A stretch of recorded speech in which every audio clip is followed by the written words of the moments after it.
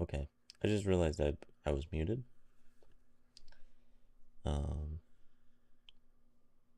So let me make sure this is working. We're going to cover physics and Yeah. Cool. Hi, Katie. signals in Godot. Two topics that are really important on their own and work in we are going to worry about in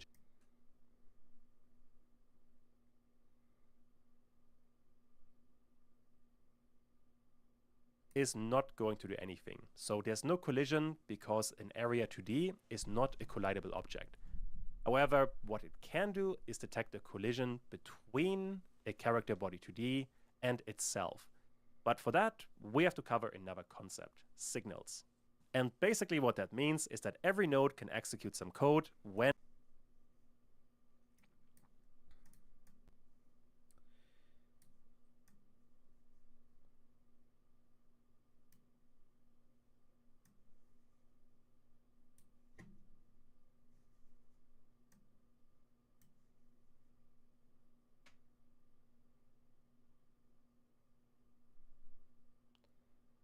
Um,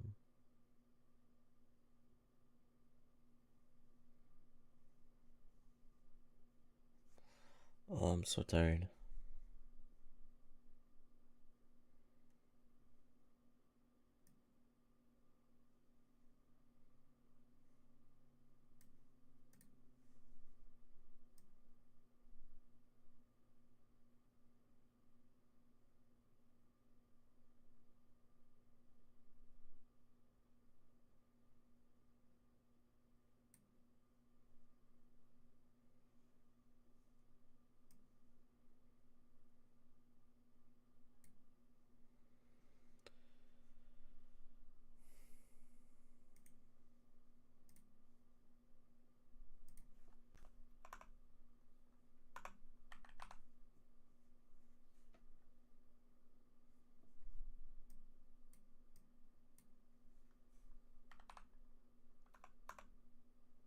Oops.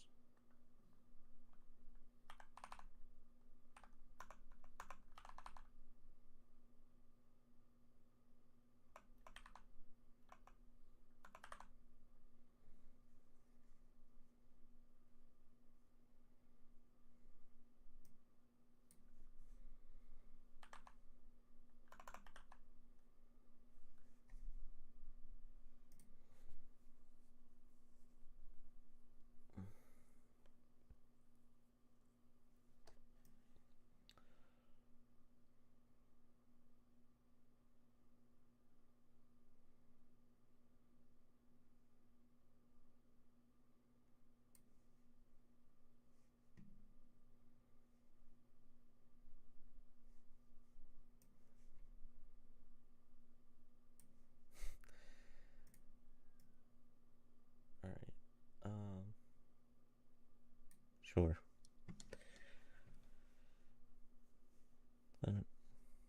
It's not a whole lot of space, but actually, yeah. I don't know why I'm making the video bigger than my actual area here. I'm gonna swap these around.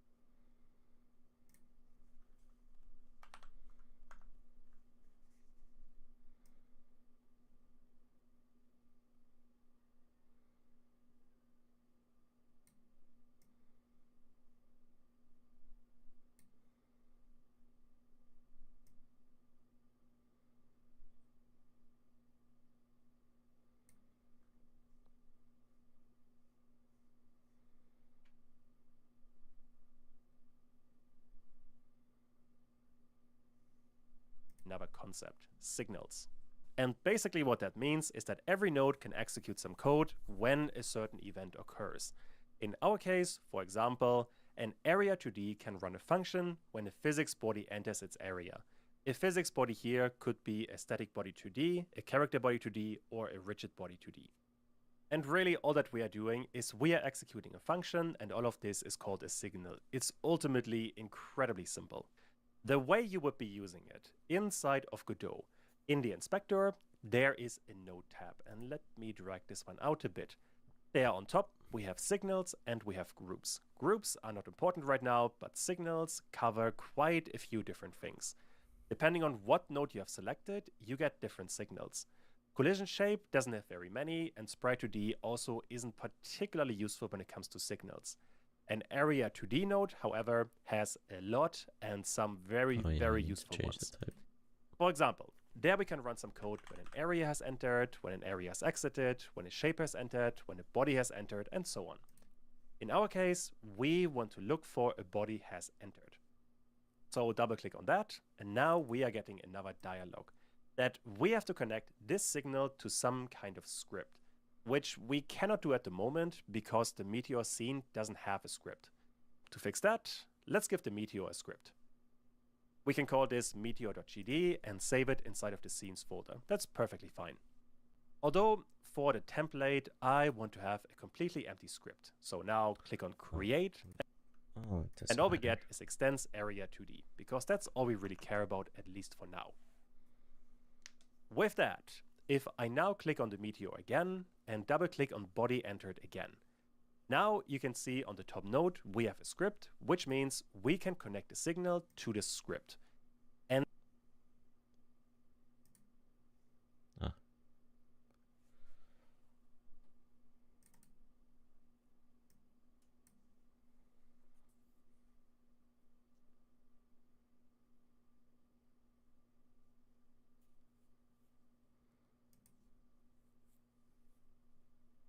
oh, that's nice. And then basically all that's going to happen is we are going to call a method, which is going to call onBodyEntered. You can change it, but usually nobody does. So click on connect, and now we get a function that will be triggered every time a body enters this area 2D. And that's literally it. So for example, what we could be doing is print body entered.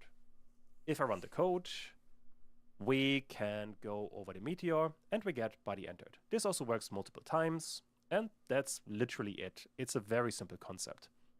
There's also body exited if you want to work with that, or area entered if you have multiple areas.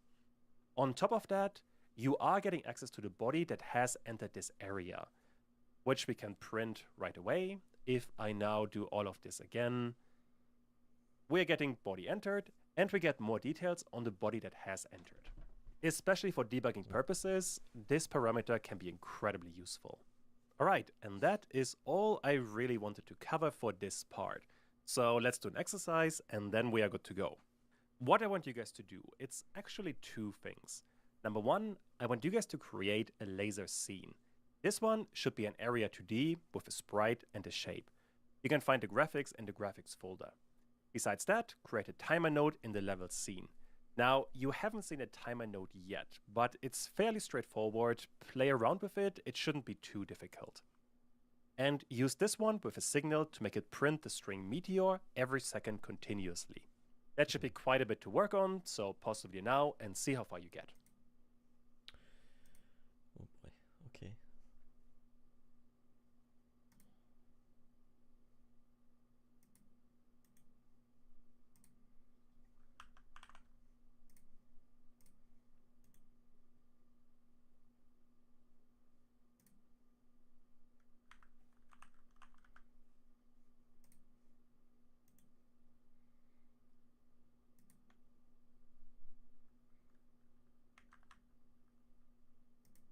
Assume he means collision shape.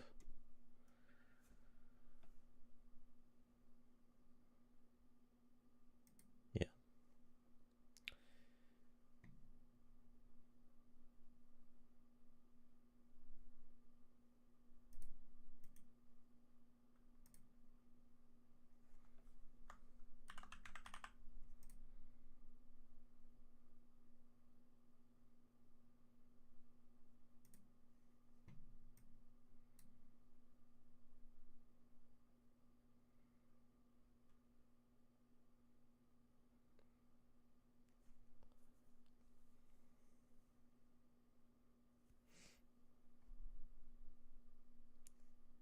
felt like I was gonna sneeze.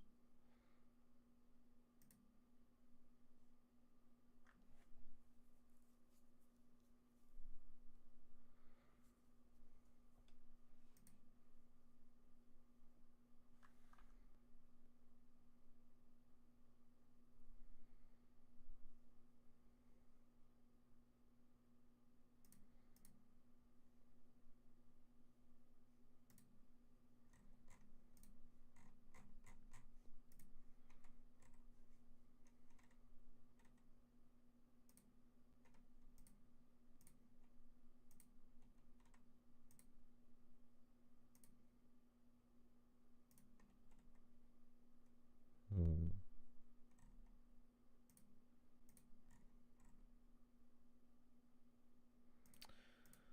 Okay, wait.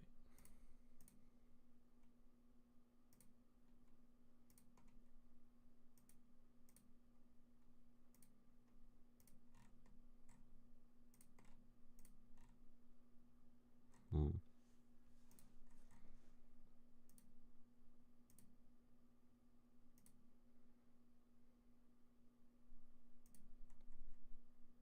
Alright, guess I need to make a laser.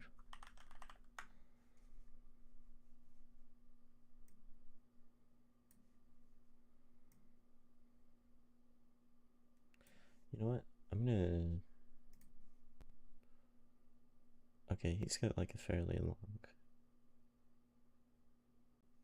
I don't know what link that is, but... Let me open the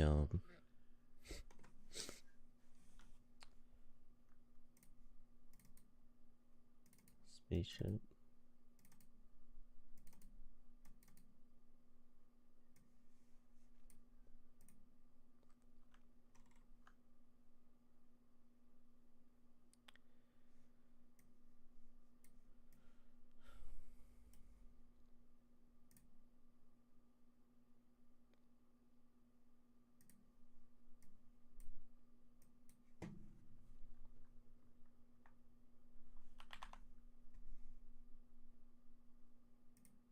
I think I scaled this down to 30% or something like that.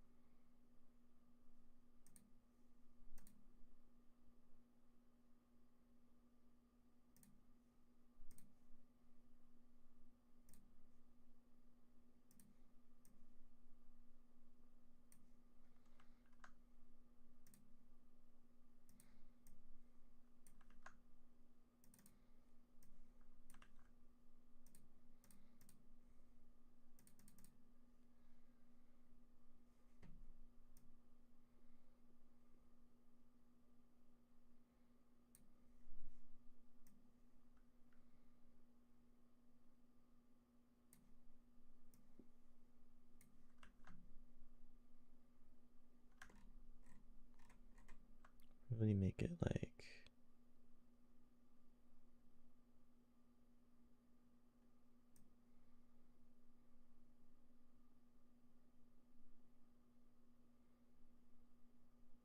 something like that. And then I need to download some more.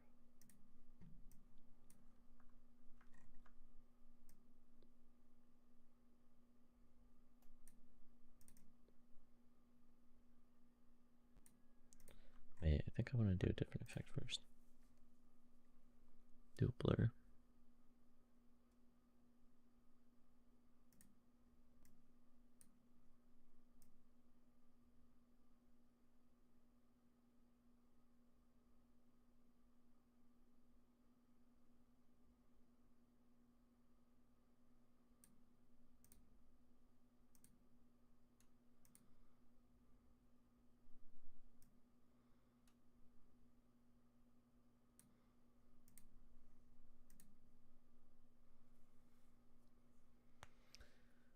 need to get rid of these duplicate effects.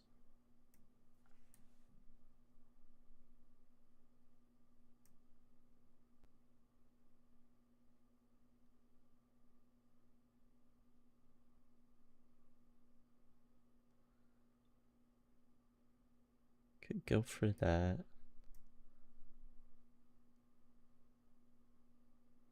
That might be better. I mean, I kind of like the high contrast one, but I feel like it's not as creative. This feels a little bit more like unique.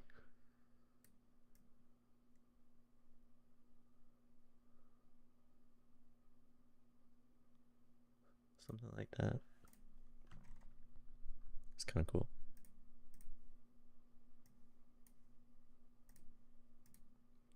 Wait, I don't even have like object align. That is so annoying.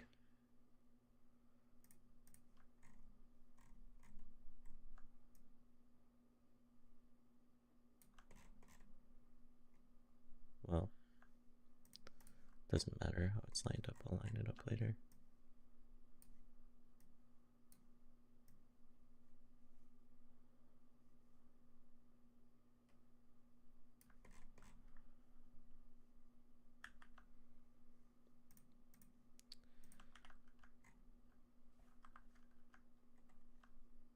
Yeah. Why did I go to desktop? There's not where I want it. Got it in here.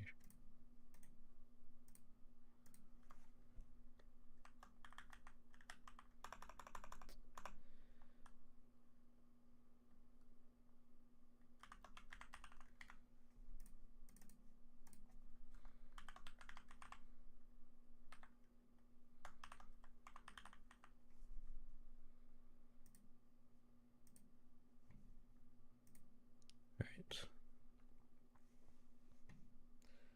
Oh, turquoise. Sure. I don't know. I mean, I guess I like purple, but I wouldn't say, well, I don't know. I was doing it purple just because I'm using the purple ship. Whatever. Yeah, I can make it turquoise.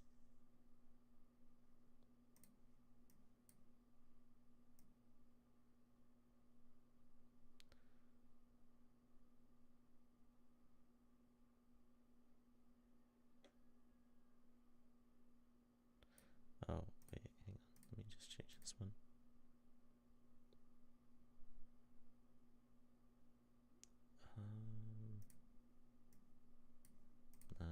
I'll just keep them the same. I'll just change the hue.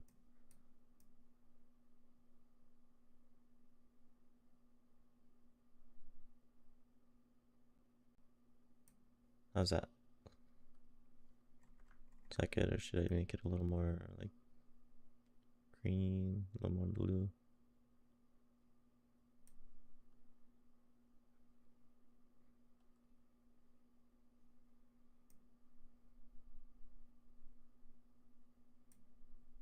That's negative 100.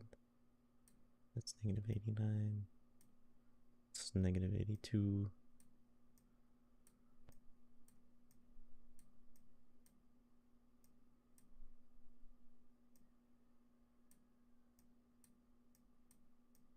What do you think? Give me a number.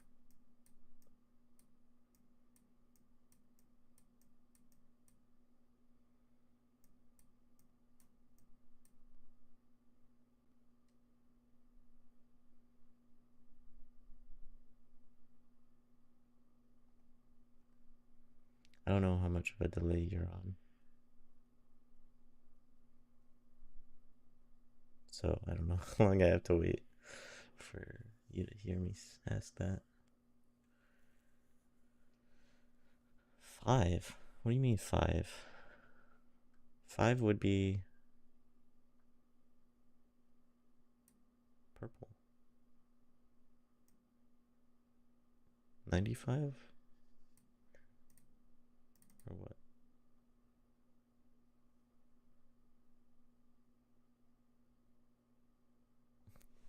Dang, now I gotta wait again. Oh, I like 5 seconds. Oh, you're like 5 seconds behind.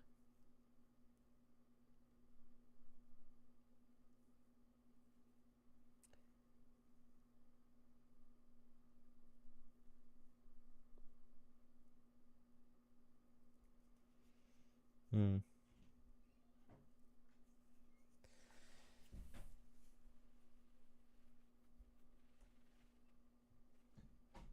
Well, I'll go with -95.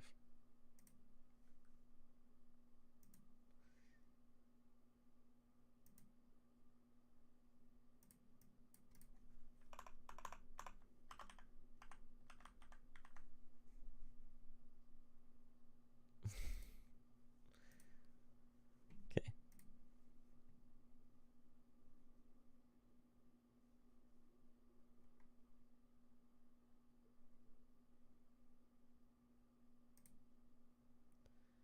I think I might need to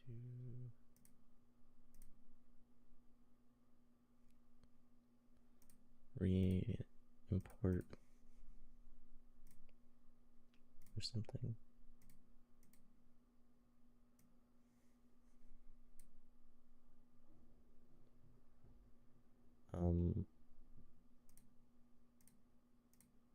Wait, where did that? Oh.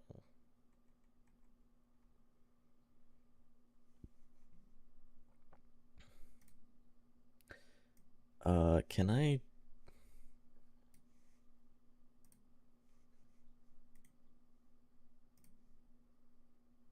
How do I update this?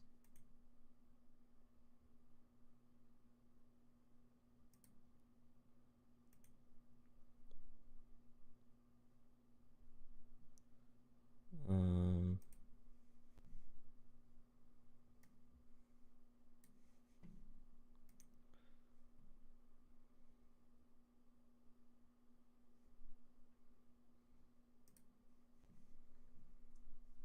I feel like I did it before.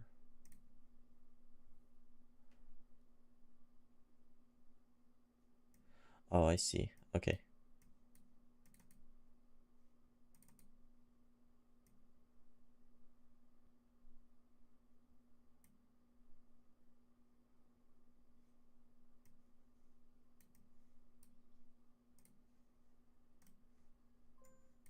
When you import it, obviously it makes a new folder and everything. So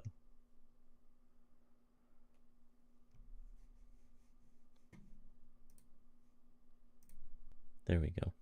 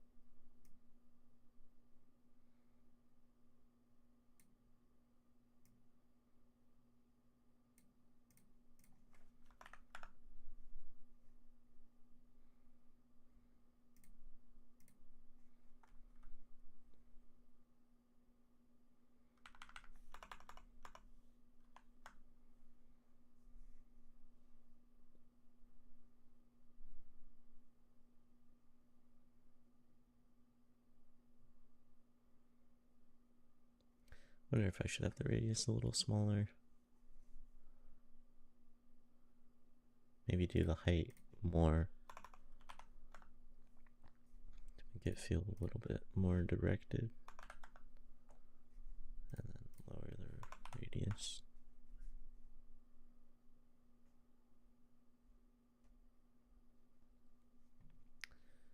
Yeah.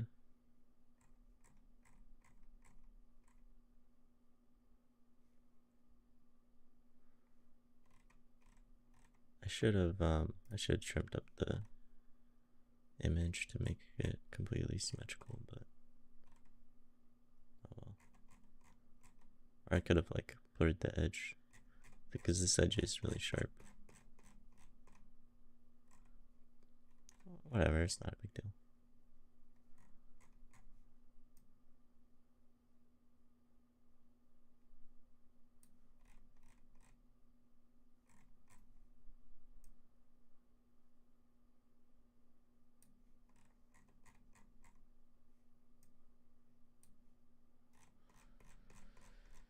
Okay.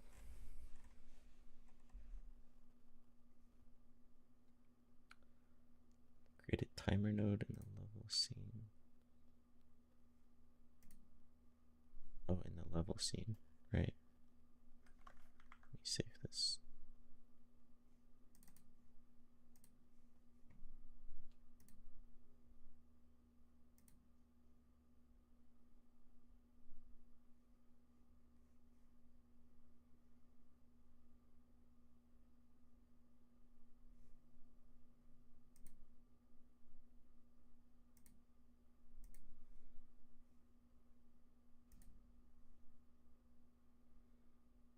Wait, what?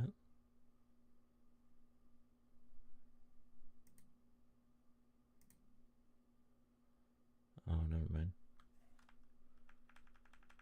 Why does this always scroll to the right?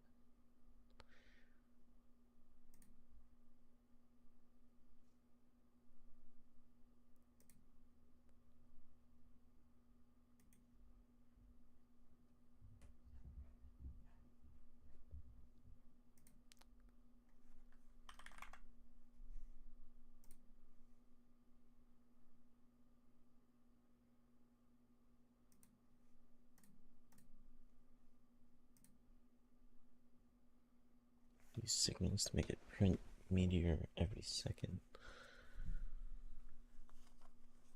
Okay.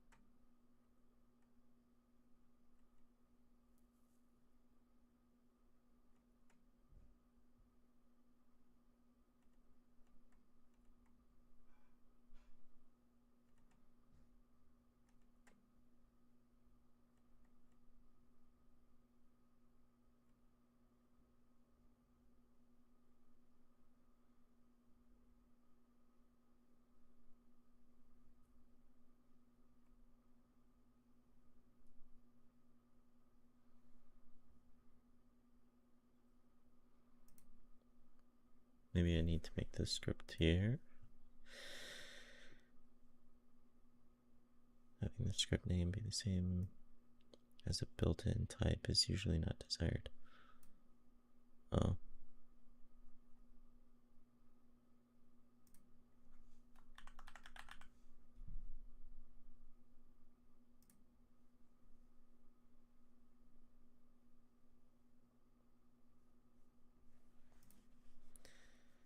One shot false is default.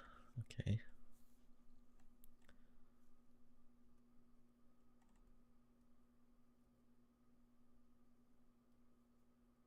Turn 0 if timer is inactive. Starts the timer, sets wait time to time seconds.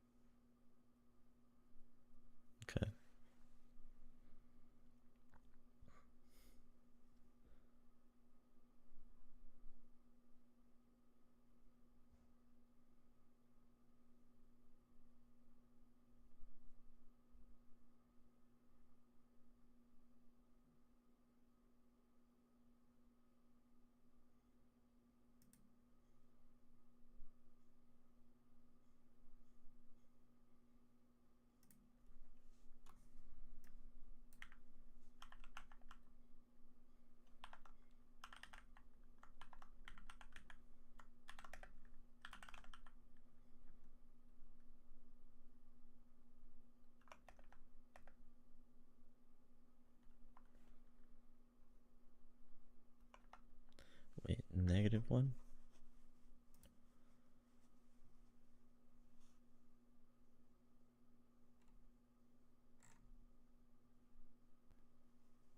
Timers can only emit once per render frame at most, or once per physics frame if process callback is timer and process physics.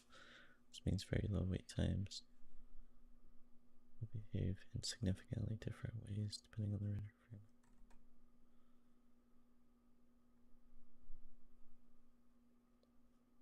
Does the timer counts down a specified interval?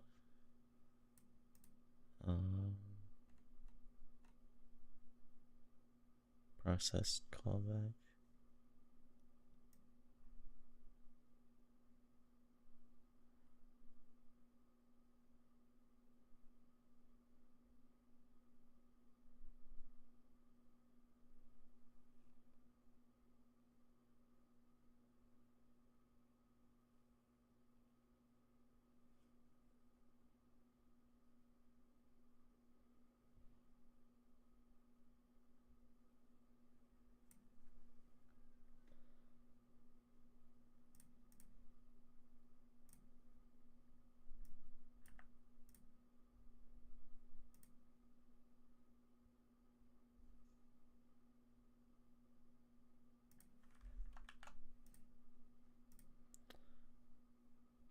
Wait.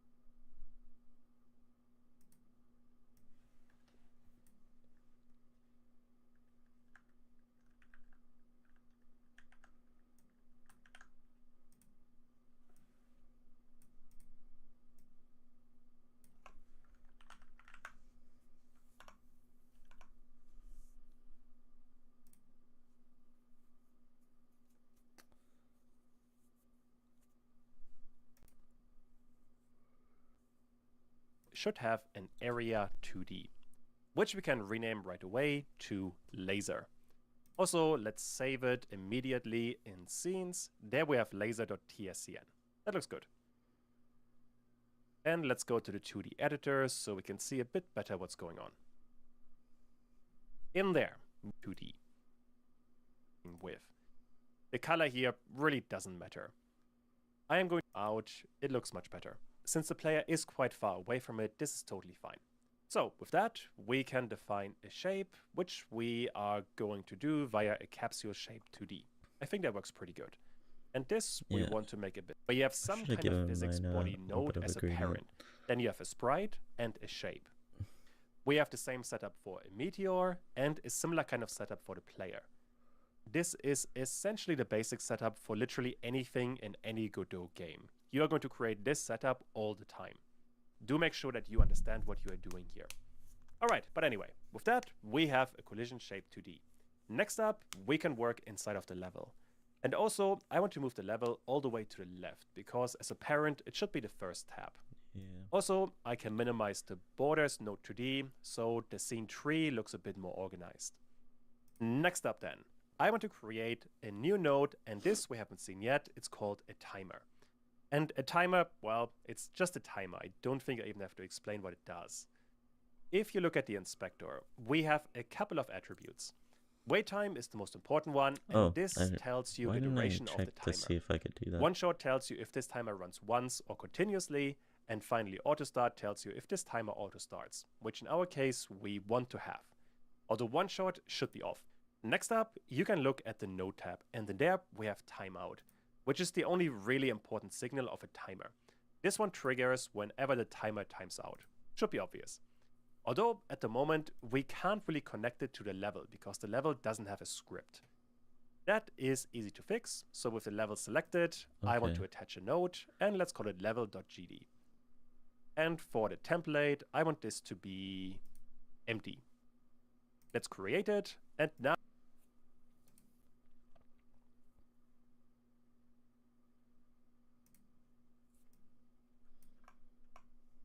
we have a completely empty script. With that, back on the timer node, I want to select timeout and connect it to the level. If I now click on connect,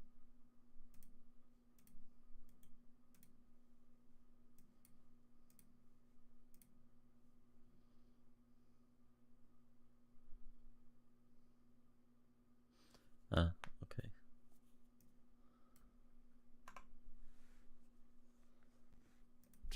We have on timer timeout. And in there, all I really want to do is print, I think I said meteor. Although it doesn't really matter what you print here.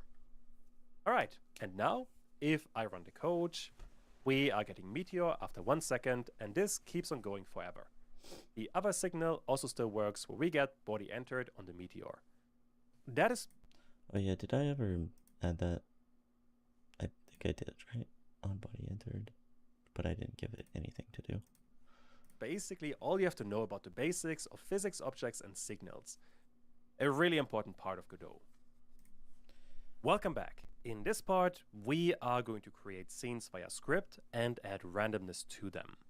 I mean, I guess I should just check and see if it's working.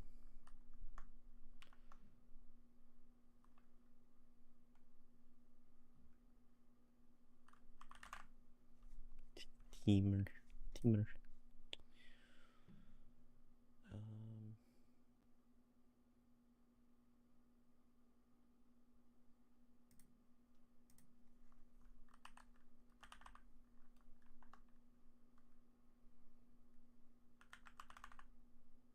Yes, the world.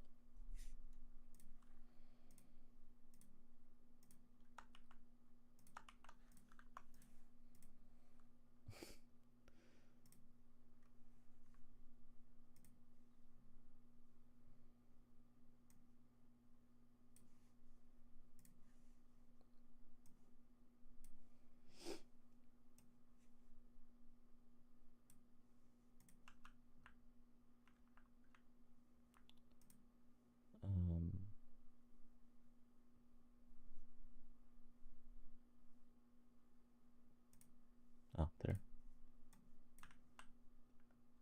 Right?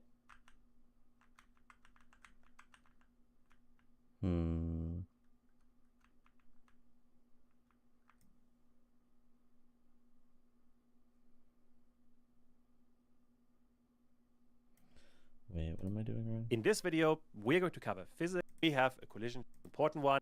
And for the template, I want this to be timeout, and nothing forever. The up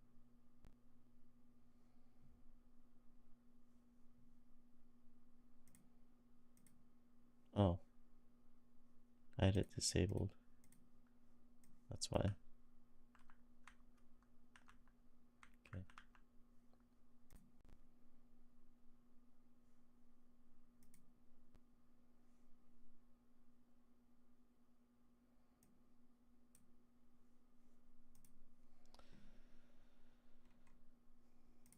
Welcome back. In this part, we are going to create scenes via script and add randomness to them. Basically, the issue we have at the moment. We want to create a meteor every time the timer times out or triggers. But this we cannot do. While we do have a meteor scene, we can only manually attach it to the level scene. And I think doing all of this in practice is much better. Here we are back in Godot, and at the moment, we do have a meteor scene, and this one works perfectly fine. But inside of the level, we can only ever attach a meteor to it, and this happens manually.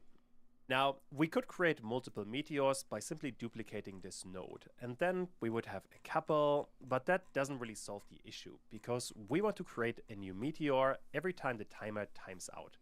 This timer to be a bit more specific. And to be clear about this one, let's rename it to Meteor Timer. And with that, on the right, when we are calling the signal, I want to disconnect all of the signals and click on OK, and then reconnect them. Because with that, we get a proper name for the method we want to call. You don't have to do that, but I think it makes a bit more sense. Also, we want to get rid of the previous signal. Because with that, we get a proper name for the method we want to call. You don't have with that. I want to disconnect all of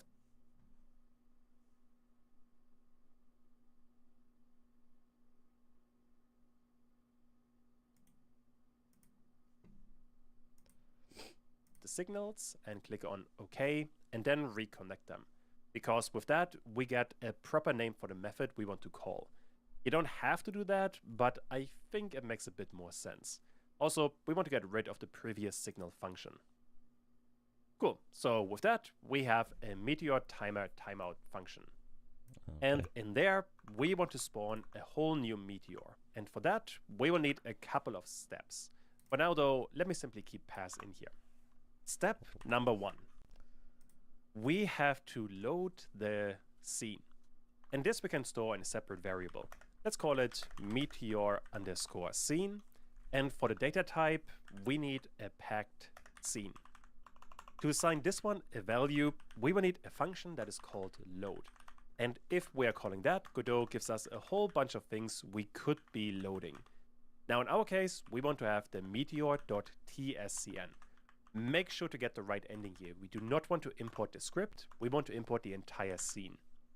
If I now press enter, Godot should be happy. And let me expand the code window to see everything a bit better.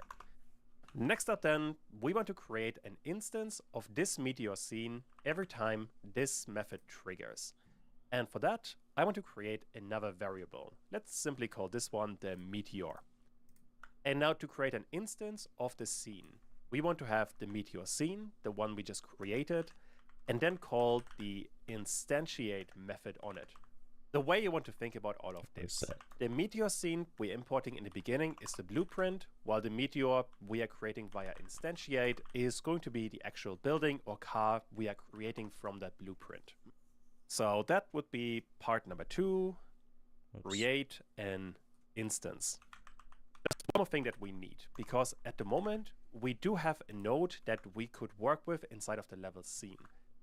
But that isn't enough. We also have to attach the node D. Gosh dang it.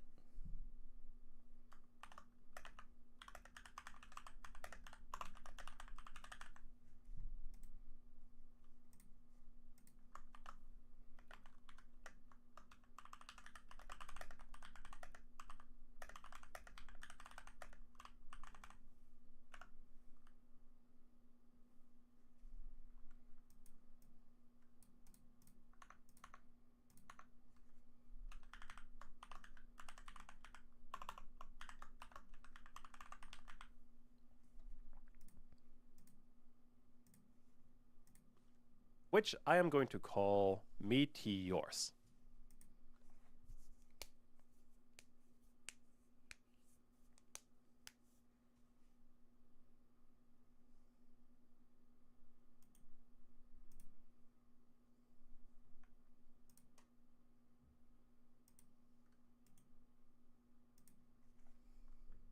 Okay, let me rewind. All we need instance. That's one more thing that we need, because at the moment we do have a node that we could work with inside of the level scene. But that isn't enough. We also have to attach the node to the level, or rather let's call it the scene tree. And this you can do via add child and then add the meteor. And that is all we need. If I now run the code, you can see in the top left, we have a meteor that is entering. Also, what you can do, if I go back to Godot while the game is still running, If I bring it up again, you can see we have the game still running perfectly fine and I can move around. What you can do while the game is running, you can look back at the editor and then in the scene tree, you can see remote and local. Local is what you have in the editor, but if you click on remote, you can see what is actually going on in real time in the game. And there you can see we are adding a whole bunch of area 2D nodes. All of those are meteors that are created via the timer, which is a really good sign, so we know this is working. Cool. Although you can see all of this is a bit badly organized, and to keep all of this a bit more manageable, I want to create another node 2D, which I am going to call meteors. Then I can also get rid of the meteor we have created earlier. And then when I am adding the child, I do not want to add the child to the parent node, so the node with the script at the moment. I want to add it to the meteors. And for that, I can simply drag and drop the meteors node in there and then add.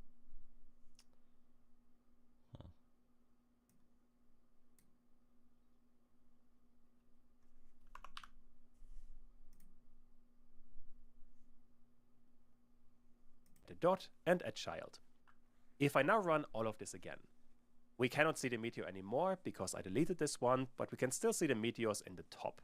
And if I go to remote and expand level, we can see meteors, and this one keeps on growing. So that is pretty good. Perfect. If you want to create an instance of a scene via code, you need these 3 steps. You have to load a scene, you have to create an instance, and finally you have to attach the node to the scene tree or to some other node inside of the scene tree. Although this at the moment still isn't amazing because all of the meteors are always in the top left. To fix that, I want to work inside of the meteor script. At the moment, we only have a basic function for when a body enters. This one we can just ignore, it's not too important.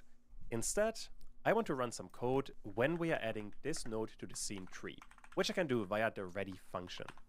And just to make sure that this is working, let's print meteor was added to the scene. If I now run all of this again, we can see that we have meteor was added to the scene along with a collision with the wall. And by the way, in case you are wondering, the collision we're getting right now is a collision between the meteor and the walls. So this is what triggers the signal. We are going to fix that in just a second actually, but for now, don't worry too much about it. So back inside of the meteor, I want to get a random position for that meteor when it is being spawned. And for that, we have to create a random number generator and store it inside of a variable. Let's call it RNG for random number generator. And the data type for this one is going to be a random number generator. So I am going to create this one via the semicolon equal sign, and then the method to actually create a random number generator, you want to add new. With that, we have a random number generator. And this we want to use to set the start position. For that, first of all, we will need the width of the display. So bar width. Now, you could simply add 1280 in here because that is the number we have set earlier. So if you go to project, project settings, and window, this is the number we are working with right now. But this isn't particularly elegant because the player might change the window size, we might go to full screen, or you might have chosen a different number. Instead, we want to get this number dynamically. And to get that, you need get viewport, then you want to get visible rectangle, and on that, we want to have the size. Also, let me expand the code window so we can see what's going on. Size is an attribute, so this one doesn't need to be called. Now, with all of that, let me print what we are getting via width. It's not exactly what we need. If I now run this again, we can see we get 1280 by 720. Now, on this, I want to use indexing because I only really care about the first value, which would be the width. If I now run this again, we are getting 1280, or the width of the window. From that, we can create another variable. Let's call this one random x. And to create a random number, you want to first of all get the random number generator and then call the method from it. The one that I'm going to use for this one is rand_i_range, or short for random integer range, which is asking us to go from a number to a number, and then the return value is going to be an integer. I want to go from 0 to my width. And then we can print the outcome, so random x, run the code again, and we should be getting a number between 0 and 1280, and that looks about right. We now have a random x position, but on top of that, I also want to have a random y position, although this one is quite a bit easier. Once again, we can reuse the random number generator, and I want to get rand_i_range. I want to go from -100 to, let's say, -50. Actually, it should be -150. Once we have those two numbers, we can update the position of the meteor right away, which we can set via a vector2 that has a random x and a random y value. If I now run all of this again, we, well, cannot see anything. Okay, my mistake. Basically what is happening is we are creating meteors on top of the window. And since those aren't moving, we cannot see anything. But that we can fix quite easily. All we have to do is add a func_process with delta. We can simply update the position once again. An area 2D node unfortunately doesn't have a move and slide method. So I want to get a vector2 with a direction. For now, this can simply be 0 and 1.0. This then, I want to multiply with some kind of speed so the meteor isn't too slow. Let's say for now, 400. And finally, all of this needs to be multiplied with delta. And now if I run this again, we should be getting meteor 0. Oh yeah, multiply by delta. This then, I want to multiply with some kind of speed so the meteor isn't too slow. Let's say for now, 400. And finally, all of this needs to be multiplied with delta. And now if I run this again,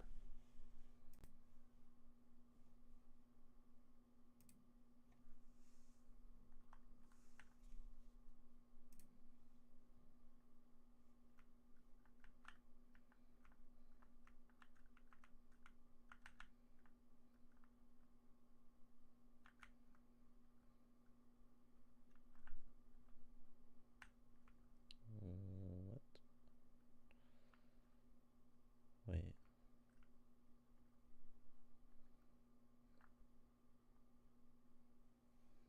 Hang on a minute.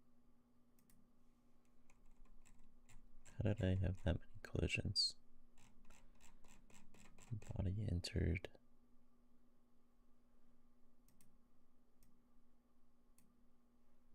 Do I need to change it to player body? we should be getting meteors coming from the top and going down, and this is looking really good.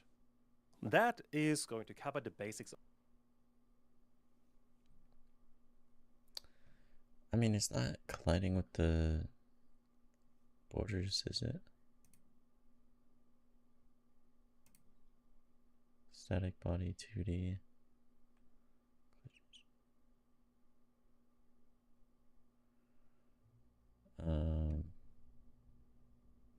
Okay, I think I missed something that he did. In this part, we're going to start coding. Assume that you already have some basic code, and in this position on every single, you get a bit more. You expand this window, run all of this, and you can see the game runs just as. In this video, let's start with the easier one, a collision shape 2D. If I double click on this one, nothing happens inside of the editor. Instead, what in this case, for that, inside of the level, I am first of all going to add a new node to the right side of the screen. Something like this. Supposed to be doing is set a velocity. Velocity is an inbuilt attribute of a character body 2D, meaning we just have to assign a value and then we use side collision. However, if I run the game and I try to go all the way to the right, we can still go over this border. So something isn't right yet. And that is because inside of the script, we are updating the position of the player ship. And this is not how character body 2D is supposed to be used. Instead, what you are supposed to be doing is set a velocity. Velocity is speed. If I now go to the more to this way up here. So what happened here? Basically, simply want to cover the entire top side, something like this. And by the way, if you hold Alt and drag one of these points, you mirror the icon, run the entire game again, and now the player is not able to leave the screen anymore. Cool, so that feels quite a bit better. Now, this isn't exactly the most elegant way of constraining the player to the window, rigid body 2Ds. By default, you always have a collision, although later on we can customize this behavior a little bit, where you only get collision between certain objects, or objects on certain layers to be more specific, but don't worry too much about that. Instead, what I want to do is to work on one more concept, and that is an area 2D. At the moment. That's weird. I feel like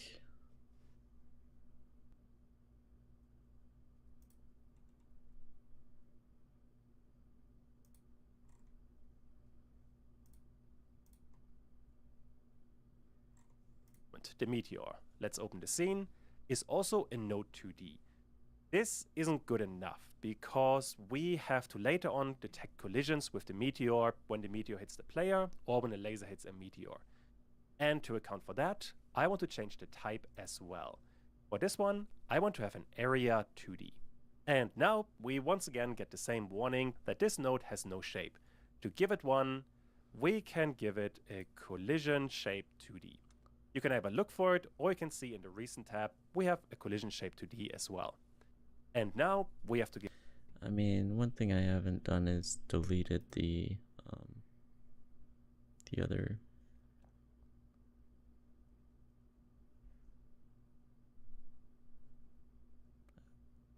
asteroid, which apparently why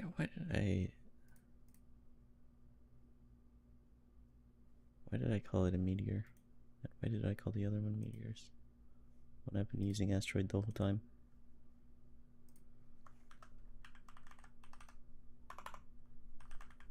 Oh my gosh, I can't type.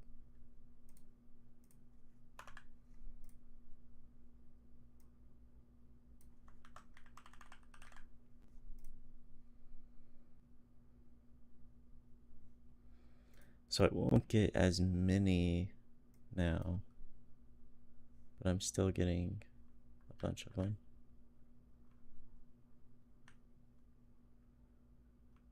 Or no, it's the same amount. I just eliminated one at the start.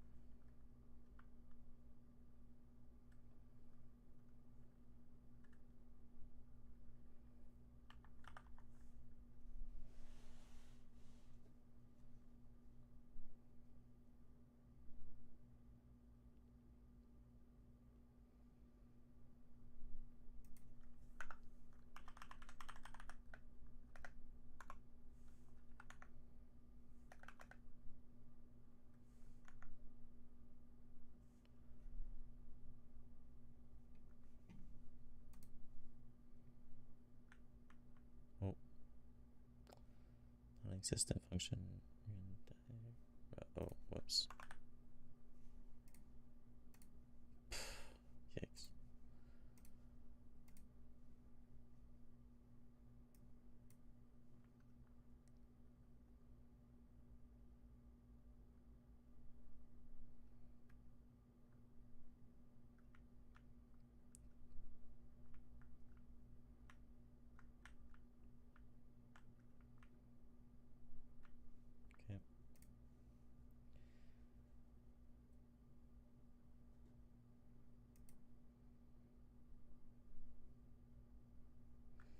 give it a shape, and the shape could be a circle 2D. I think that's a pretty good shape for it. Seems about right. These numbers don't have to be perfect, at least for this tutorial. But if you make a real game, then pay a bit more attention to these details. They can make or break a game. Cool. So with that, we have. I feel so hungry. If I now run the game, this is not going to do anything. So there's no collision because an area 2D is not a collidable object. However, what it can do is detect a collision between a character body 2D and itself. But for that, we have to cover another concept, signals. And basically what that means is that every node can execute some code when a certain event occurs. In our case, I don't understand why his are not triggering on the borders that he has. Because he was like, we can do that later. shift, they're moving a bit faster. Sliding with, we once again get the same warning that this node, we want to look for a body has entered. So double click on that, and now we are getting another dialog that we have to connect this signal to some kind of script, which we cannot do at the moment because the Meteor scene doesn't have a script. To fix that, let's give the Meteor a script. We can call this meteor.gd and save it inside of the scenes folder. That's perfectly fine. Oh my gosh. Wait.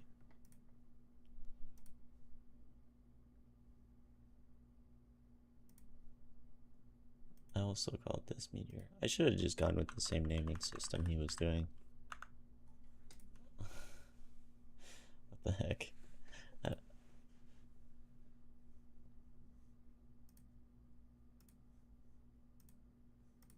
Although for the template, I want to have a completely empty script. So now click on create, and all we get is although for the template, I want to have a completely empty script. So now click on create, and all we get is extends area 2D. If I can see on the top node, we have a script, which means we can connect the signal to this script. And then basically all that's going to happen is we are going to call a method, which is going to call onBodyEntered.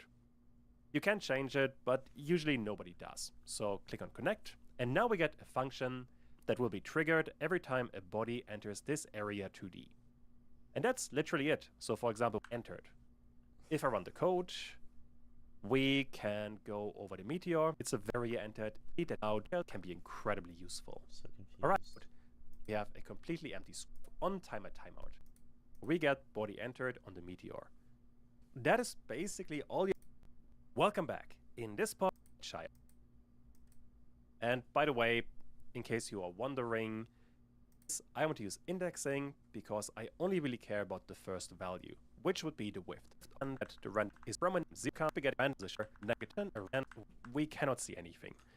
But that we can process with it at the top and going down, and this is looking really good. Oh wait. That is top and going down, and this is looking really good. That top, now if I run this again, we should be getting meteors coming from the top and going down, and this is looking really good. Okay. That is going to cover the basics of a meteor, but we can add a bit more randomness, which is going to be your exercise. I want you guys to randomize the meteor graphic, speed, and direction. What I mean by meteor graphic is that inside of the meteor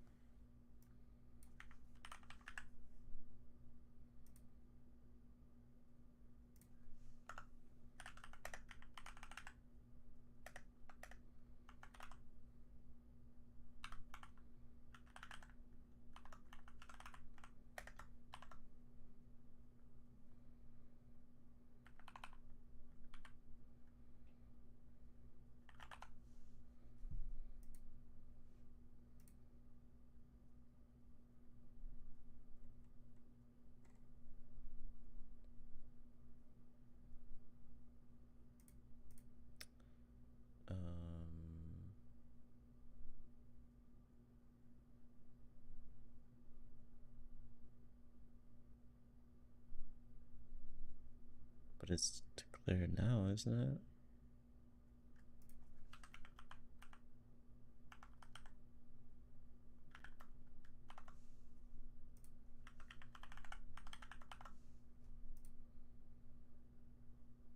What do you mean?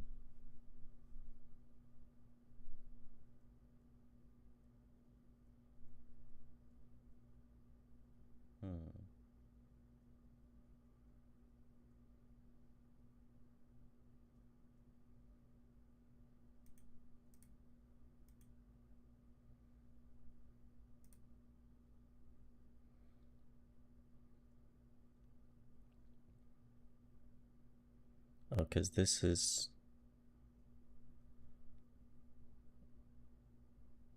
Hang on.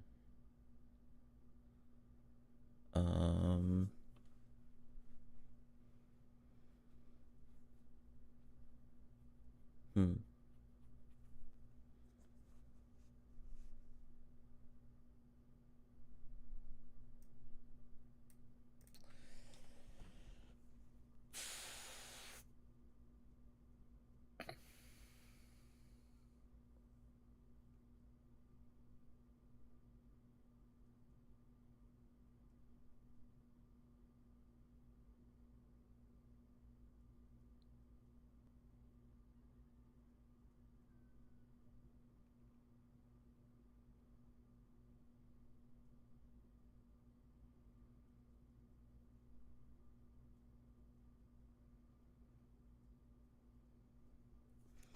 Well, you know, couldn't I do something like this anyway?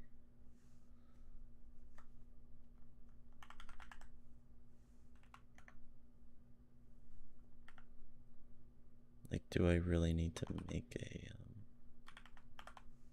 variable for it? Maybe. Yeah.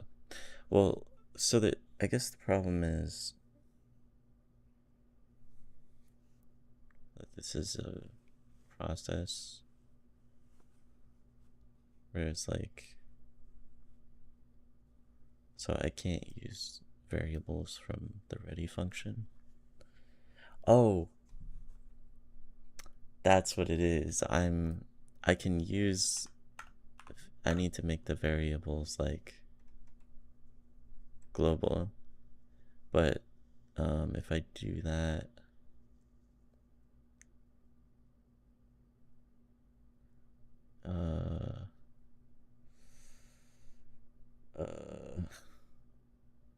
no, there was another way I could do it. There was another way I could do it where it gets called in the ready function and then it changes globally, right? Let me go back to this one because I feel like that was... In this part, we're going to start coding in Godot. And Godot supports qualities. Let's say... Okay.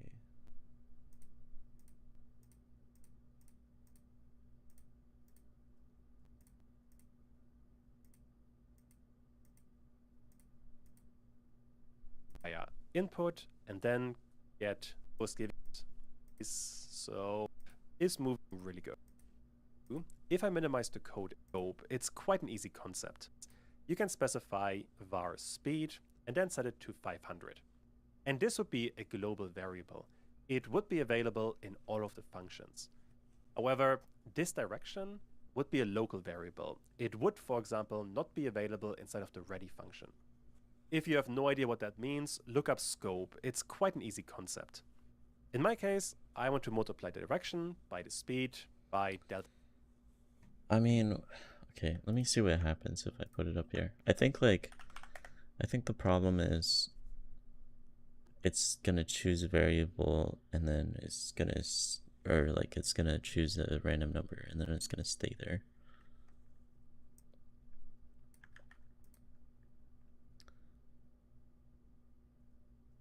Also, I need to... Oh, gosh dang it.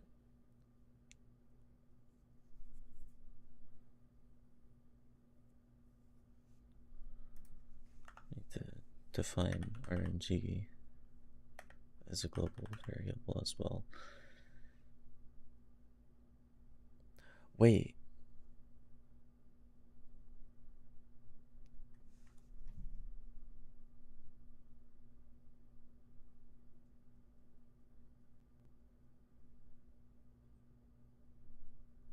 Okay, this is definitely the wrong way to do this, because no matter what, like,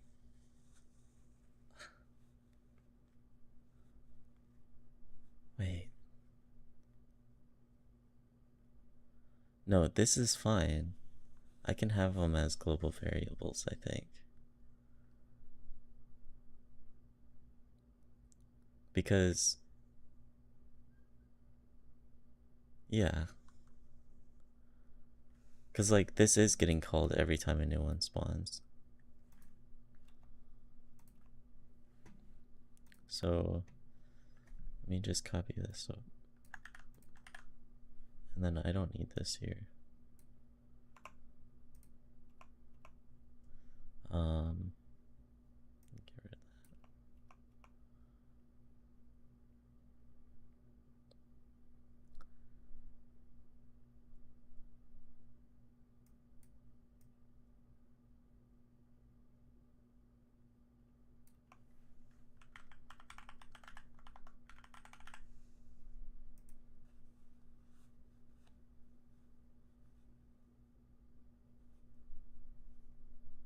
See if this works.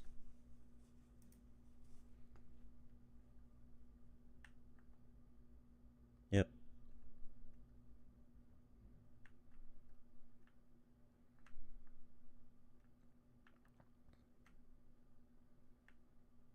I'll give them a rotation as well, like an active rotation speed.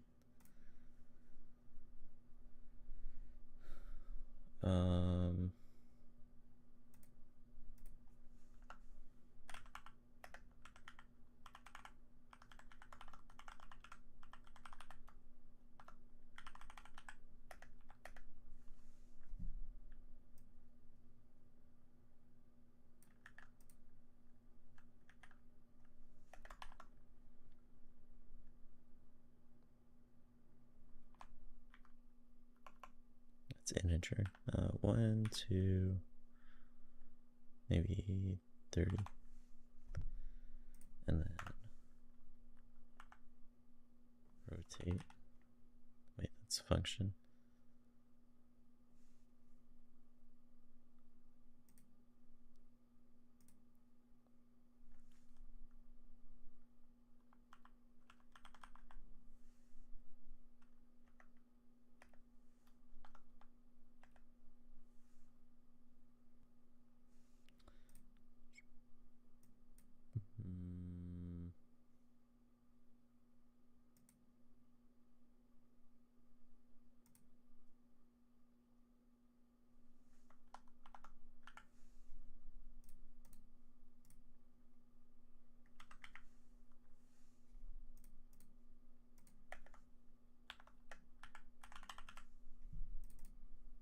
What does that look like?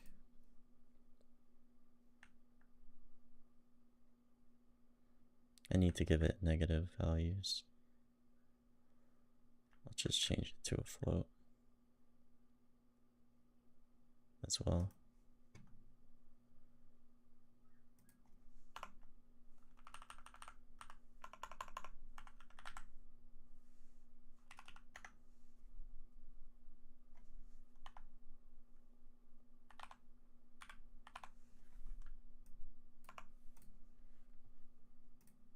Okay.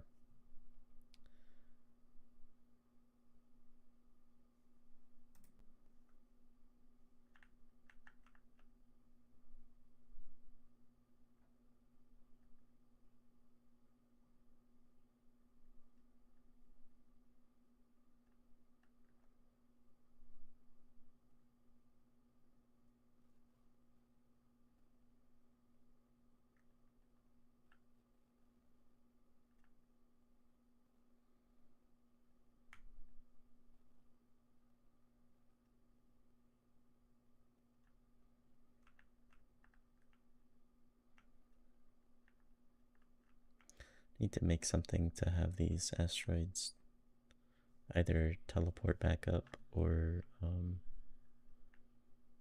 get deleted. Well, no, definitely get deleted. If they teleport back up, it's just gonna accumulate still.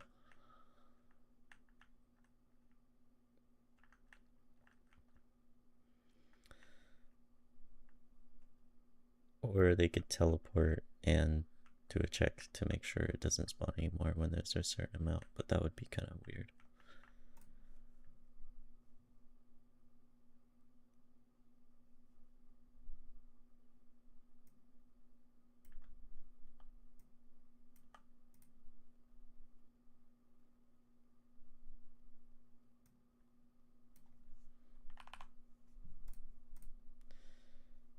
What is that?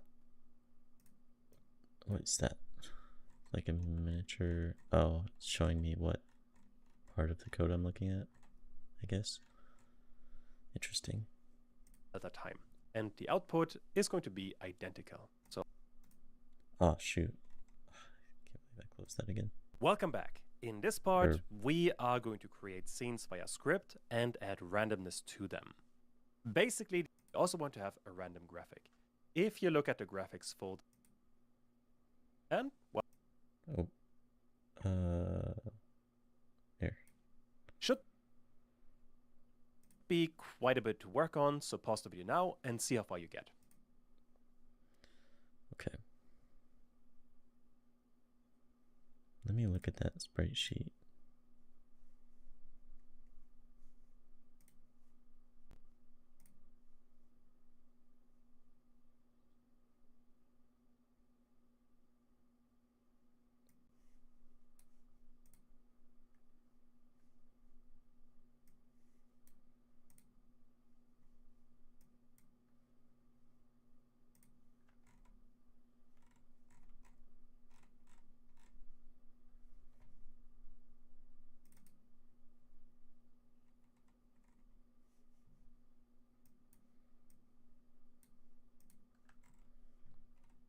Okay.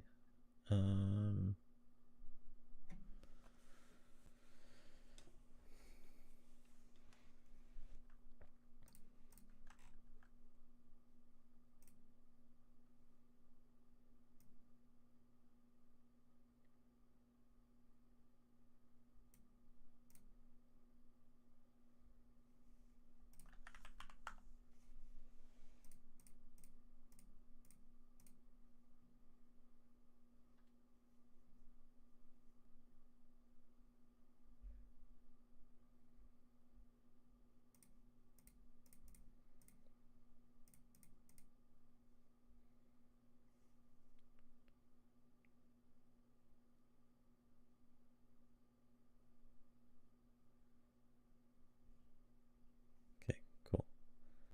So there's 75 by 75. I assume I need to know that. No idea how to use a sprite sheet in this to generate different asteroids.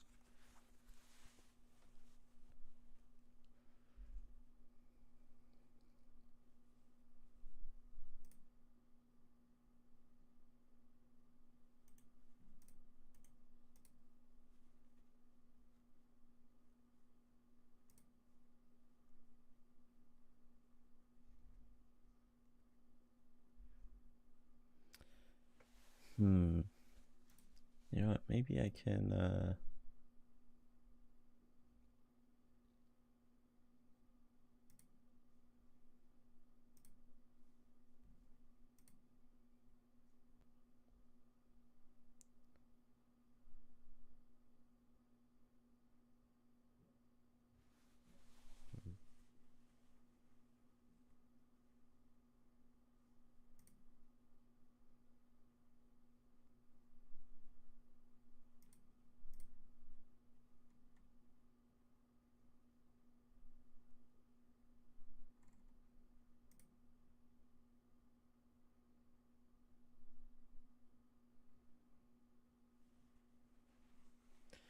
Judy RD.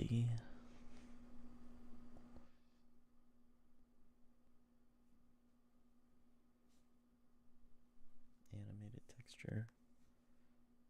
Maybe that's what I should use. And then I can choose like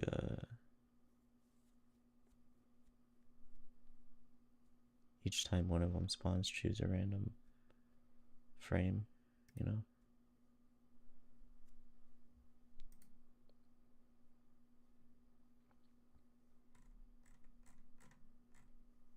Let me see if I can just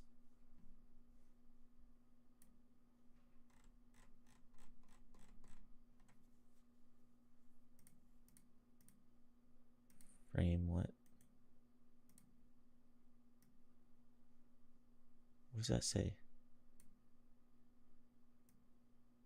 chords.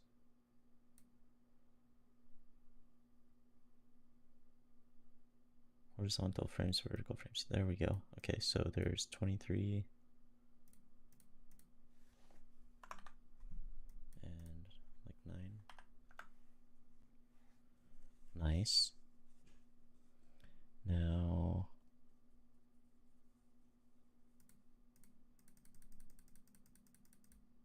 oh, it goes, so frame chords are based on what you put in here. So it's just one, it's like the frame multiplied by the resolution of each frame. Oh, that's cool. I genuinely thought this sprite sheet was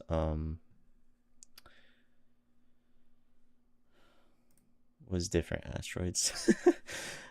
I'm stupid. They're all the same asteroid. I don't know why I thought that was. So, I mean, I might as well use this. Okay, wait, yeah, they are different asteroids. So I think there's, let me see.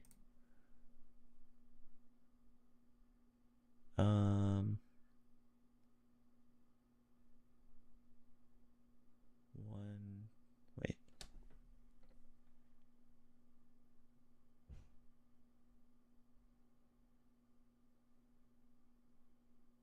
Okay, I think each one is 23 frames. Unless, is that the same? I think so.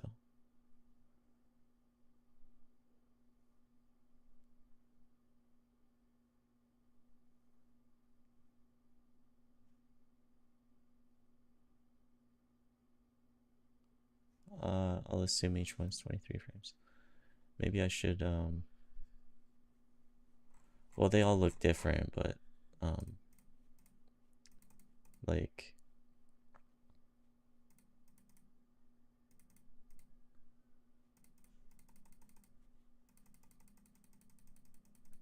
when you get to, yeah, each row is a different one. So, like, they each have 23 frames, and then each row is a different asteroid. So I think what I need to do is like have it increase the frame every so often, like advance the frame, have it wrap around to the starting frame, and then also when the asteroids spawn in, it needs to start at a random Y frame chord.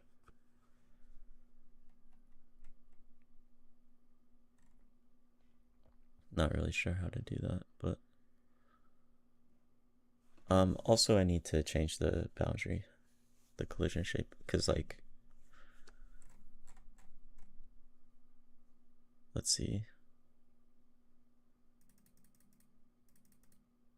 I mean, I wanted to have the collisions like really nice, but I'm probably just gonna have to make it the entire box, because some of these are like pretty big, and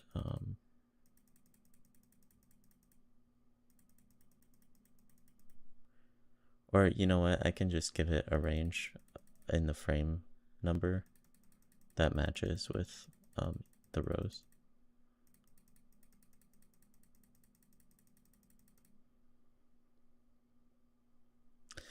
Yeah, I'll change this to be a circle,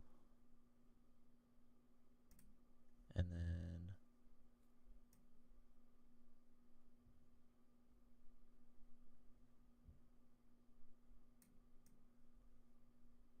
oh wait, I can just do that.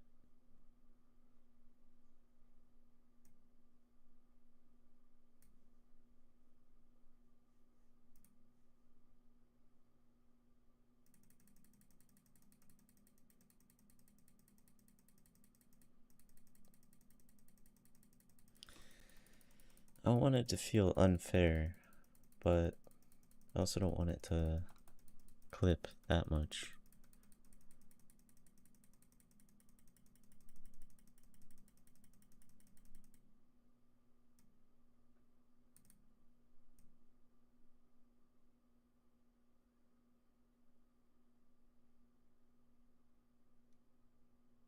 Make it a little bit bigger.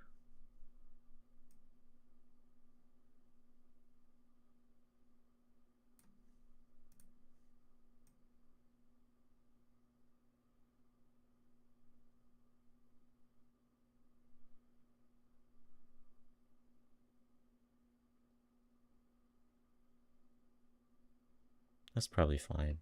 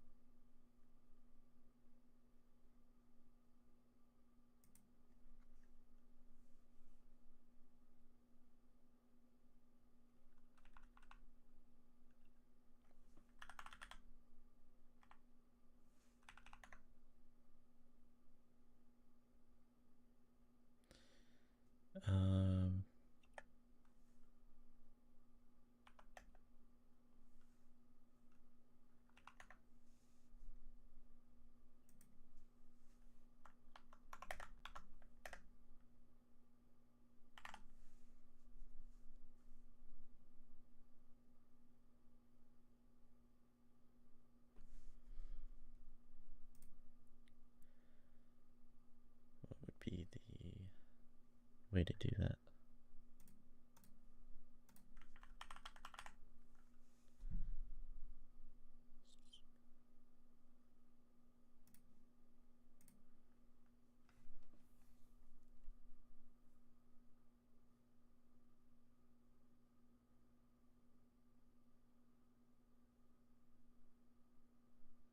Sprite frames resource can be configured in the editor via the sprite frames bottom panel. Is that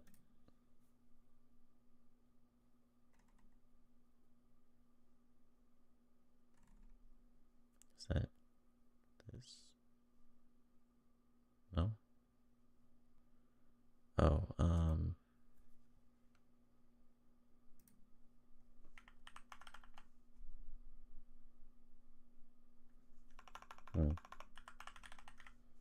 it's not a node.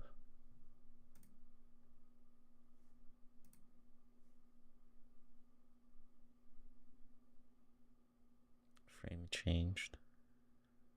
Amended when the frame changes. I don't think I need that.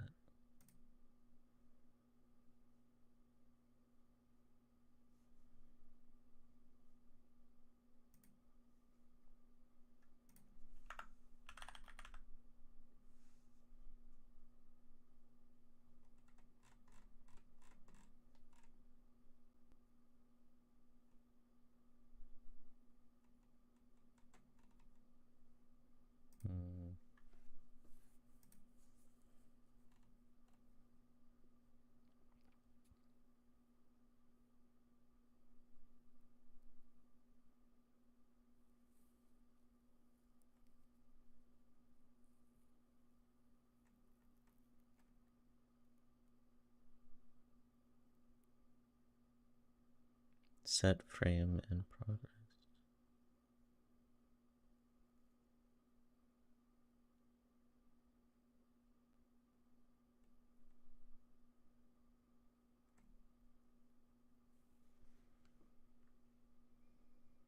Maybe I want that.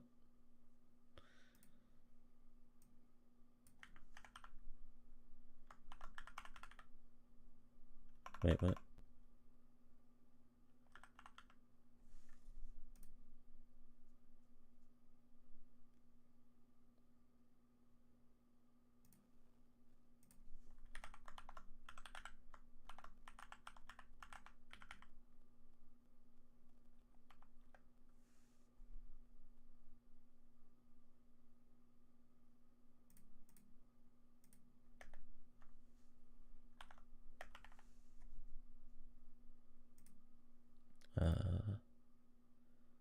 Okay, frame, integer, progress, float.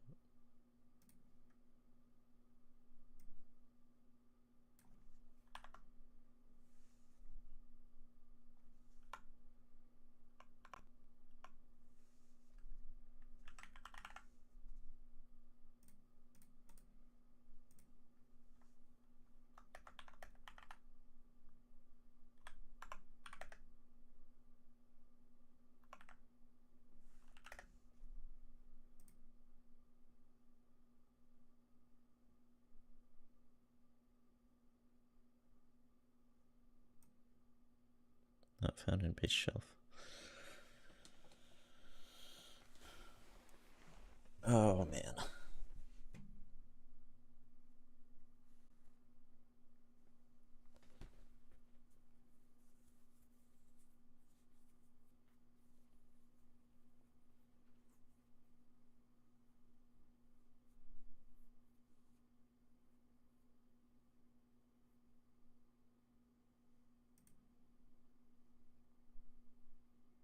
Because after the start position, I also want to have speed, rotation, and the direction could be in here as well.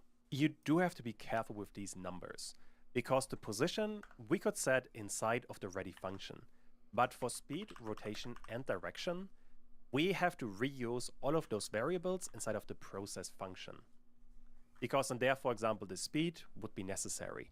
As a consequence, we couldn't create a var speed, for example, inside of the ready function because it wouldn't be available inside of the process function. So instead, what we are going to do is create a var speed all the way at the top as a global variable, which has to be an integer. And by default, we actually don't have to set anything. If you keep it like this, it's totally fine. And also, while we are here, I want to set var rotation speed, which is an integer. And finally, I want to have var, let's call it a direction underscore x. And this one should be a floating point value. Because for direction.x, we want to have this value, for which we do want to have floating point values. Next up, we have to create actual random values. For speed, I want to have the random number generator and then give it a rand I range. The numbers here are fairly subjective. I find that 200 to 500 are reasonably okay. And after we have that, we can replace the 400 with this speed. So now, if we are running... Okay, so he's just defining them globally here so that he can have them be different. Like he can reuse the same variable and have them be different within function process and function ready. All of this, nothing seems to be happening. And I can tell you why I made the exact mistake I told you not to do. This should not be a var, because that way we are creating a local variable inside of this function. We instead want to override this speed global variable inside of the function. That way we can reuse it inside of process. So now if I run this again, there we go. This is working much better, and now the meteors move at a randomized speed. Bit hard to see, but this is much better. Cool. This works well.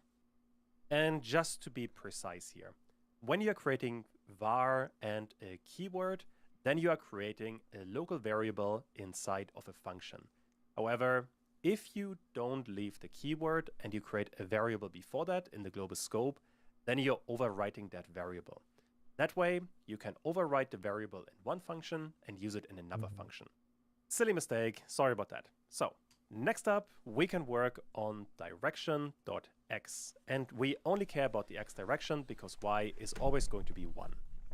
Now, the value for this one is... Yeah, I guess I could give it that as well.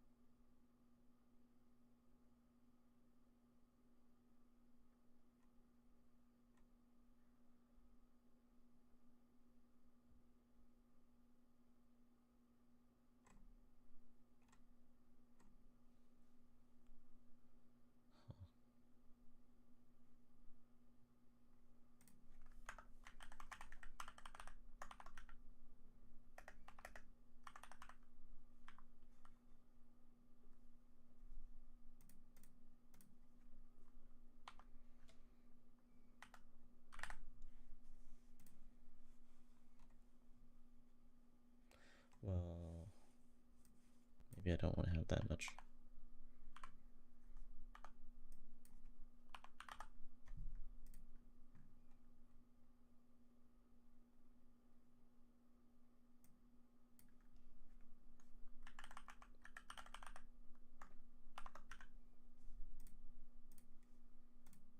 Oops, that's not gonna run.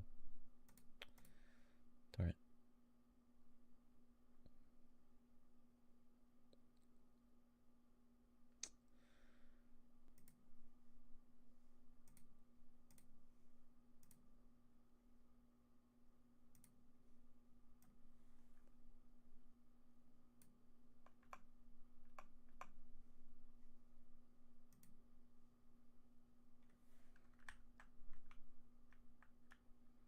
Yeah, even 0.4 is kind of a lot.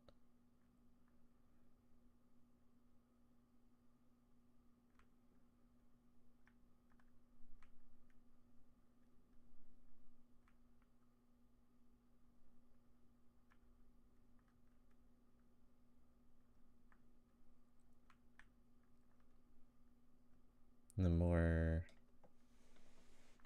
I have on there, the less of these I'm even going to see, because some of them are going to go off screen and never even show up.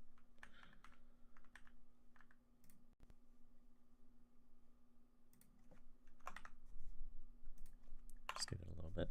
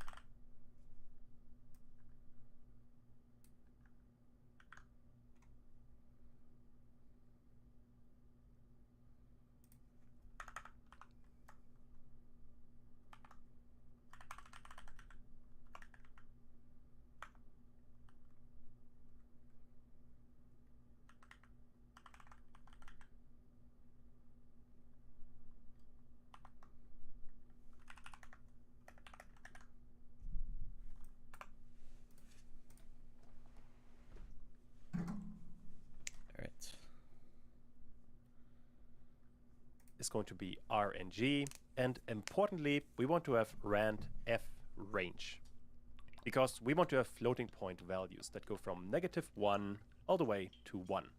These are the values we then want to use for the vector2 for the direction. So this one can be direction.x, and now if I run this again, we should be having meteors that move a bit more randomly, and that feels significantly better. Perfect.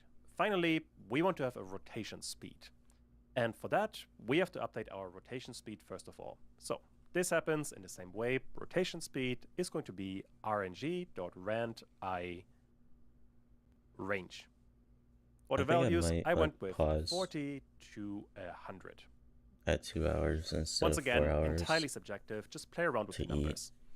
And to actually implement these values, I want to get rotation or rotation degrees.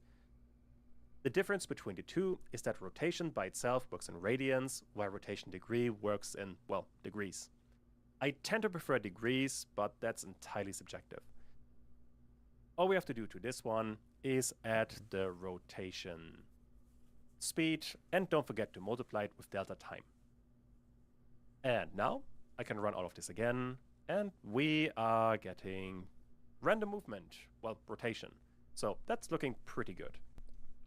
Very happy. And now finally, to make all of this look a bit better, when we are going to the level and the meteor timer, we can reduce the wait time quite a bit. I find 0.25 is much better. And with that, we are getting considerably more meteors. He's just upping the number of asteroids, basically.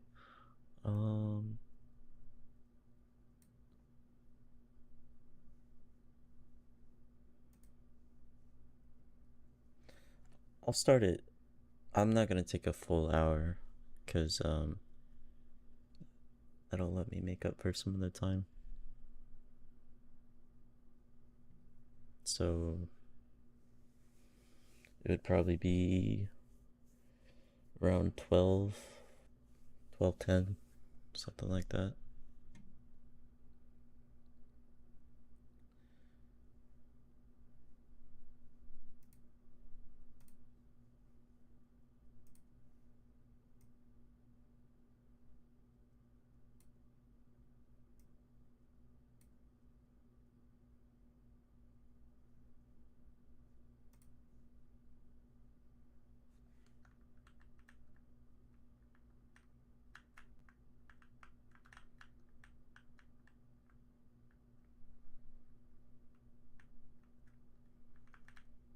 Alright, show me how to get this animation working. You could probably even lower the number a bit more. Let's go with 0.2. But once again, this is a number you can just play around with. And, well, this is not looking too bad. The last thing we have to work on is that when we have a meteor, we also want to have a random graphic.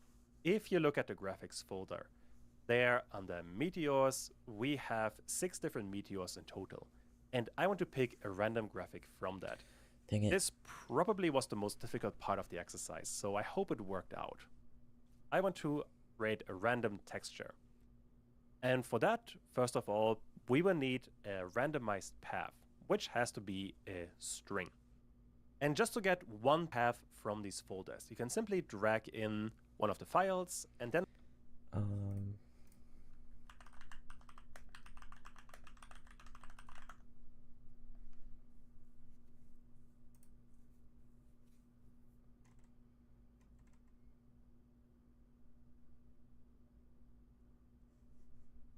Oh.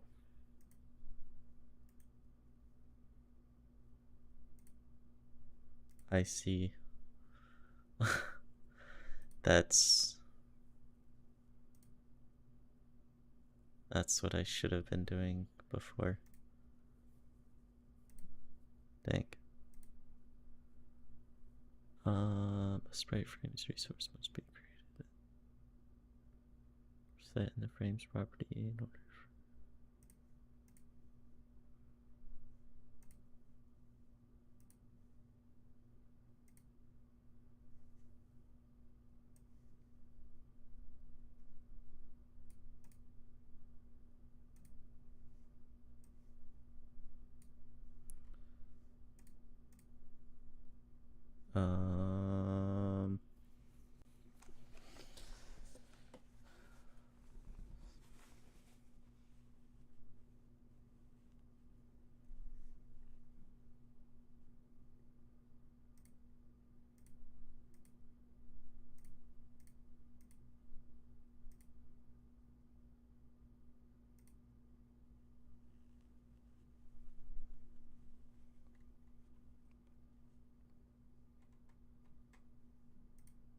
Oh, okay.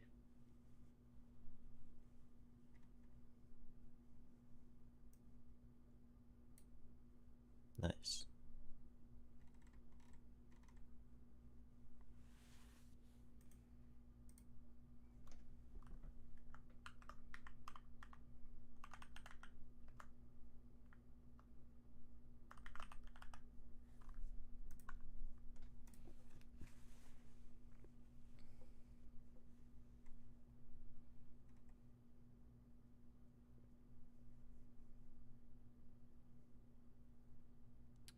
Oh, wait. This is... Hold on a minute.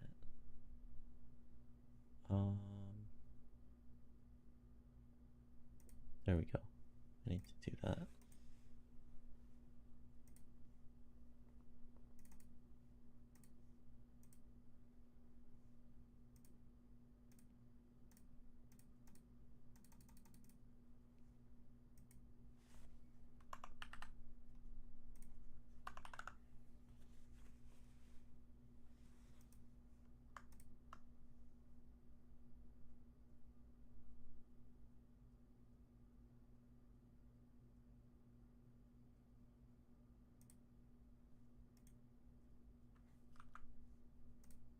Ah, darn it. That's... How do I get rid of this? There.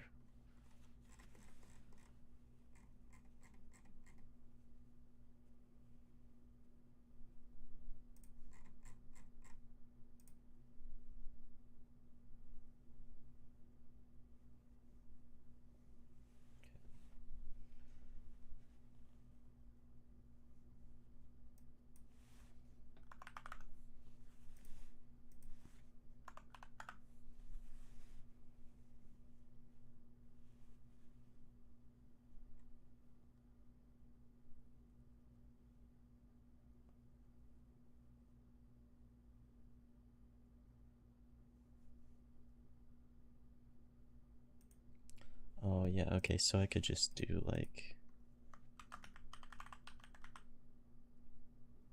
I could give it different animations, and then that would be, like... I can use the same... thing.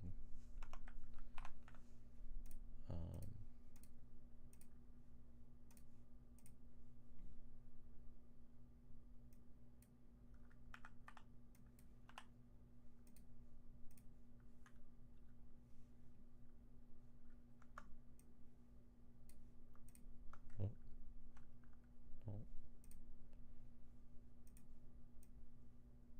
Ah, shoot.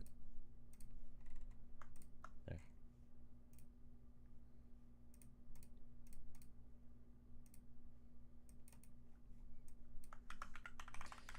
Man, I love doing this. This is cool.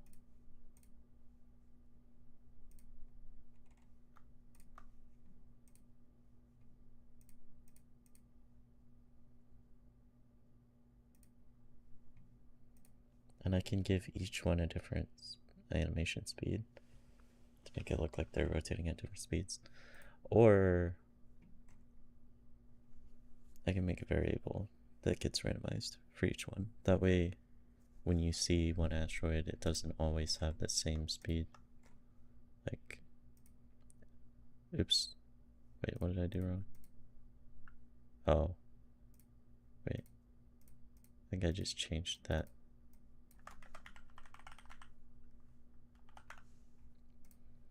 Let me redo that.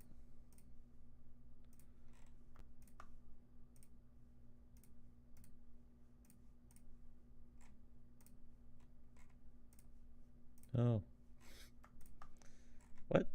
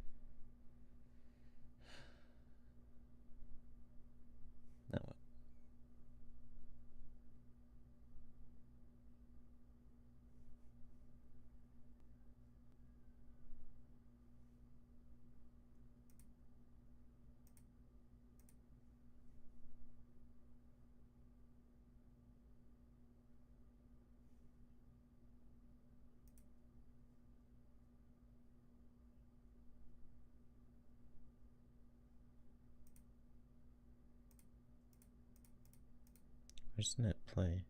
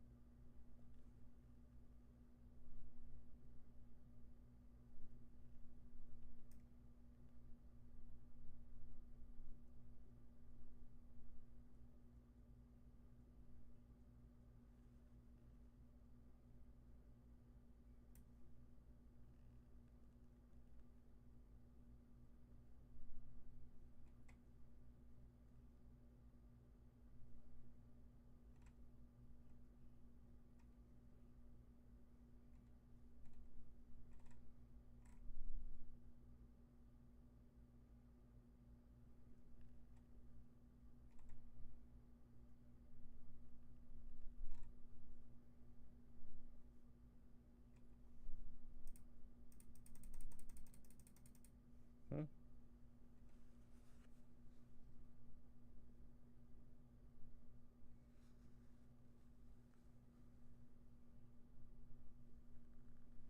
Oh. So I got refused Sprite 2D anyway. Oh well.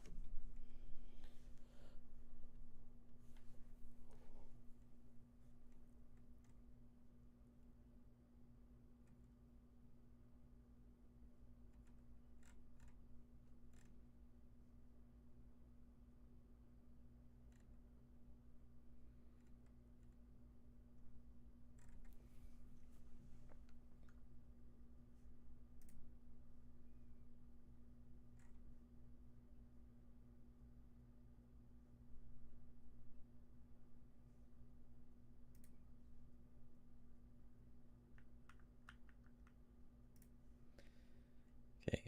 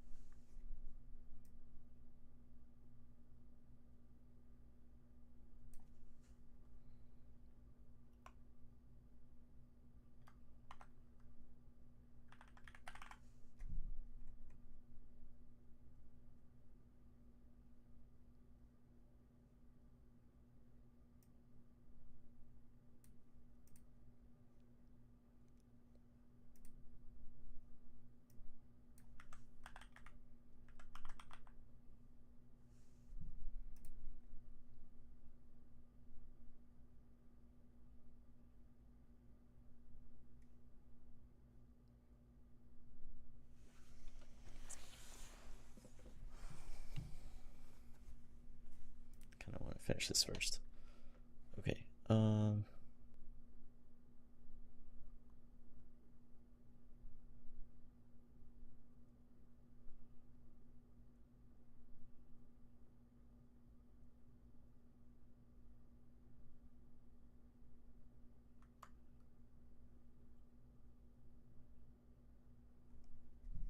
don't really need it here, do I?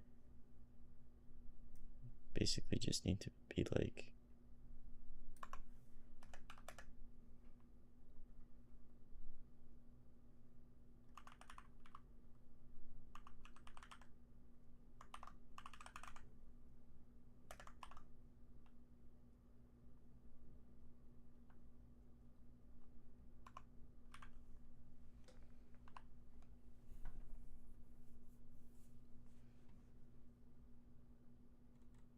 do it down here.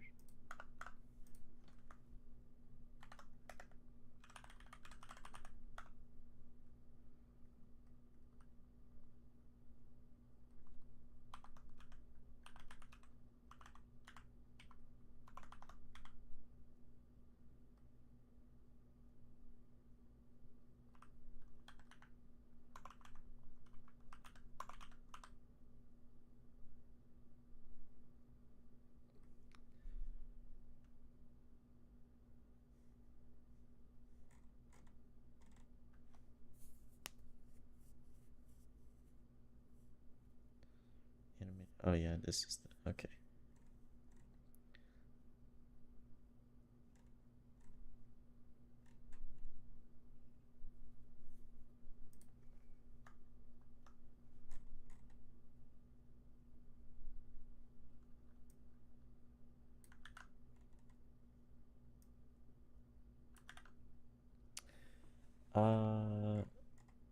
How do I?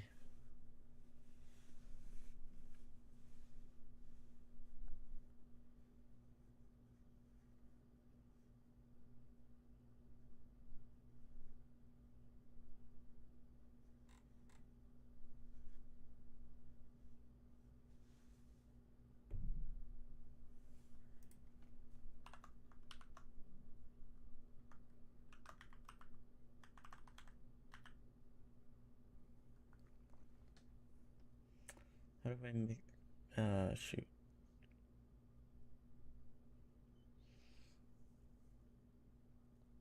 Um.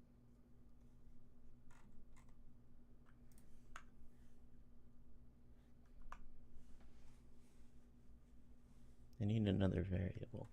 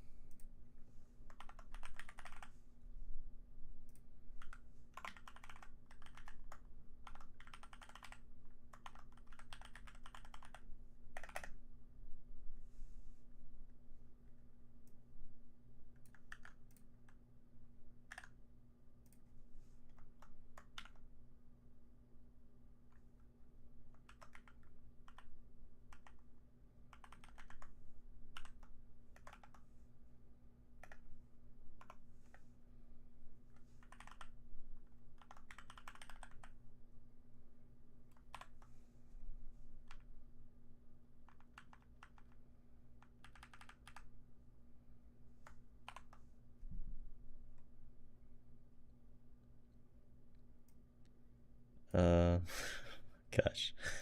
Okay. Uh,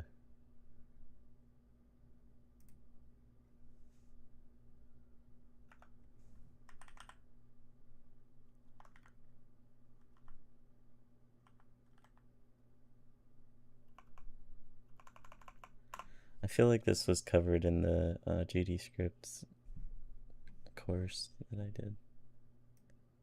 I don't remember.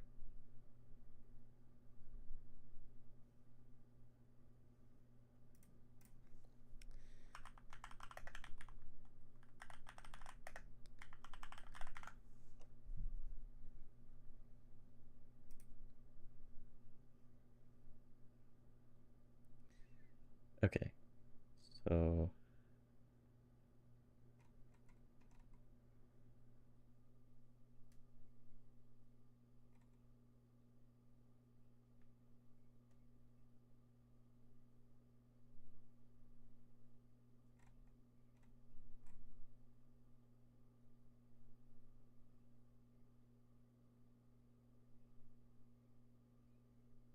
label.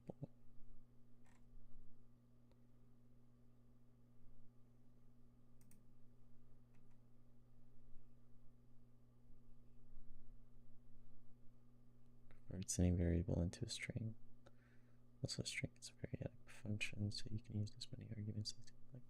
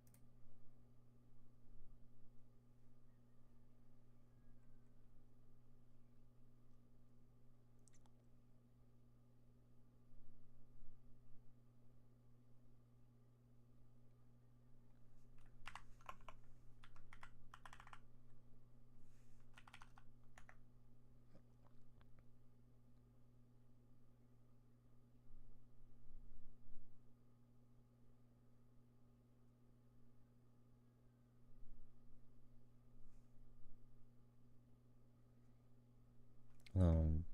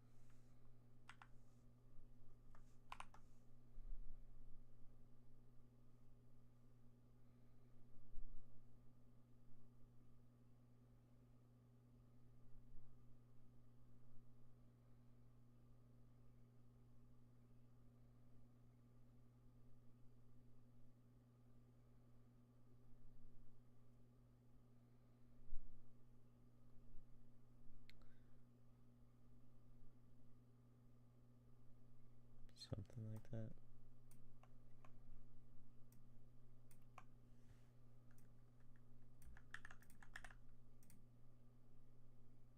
No.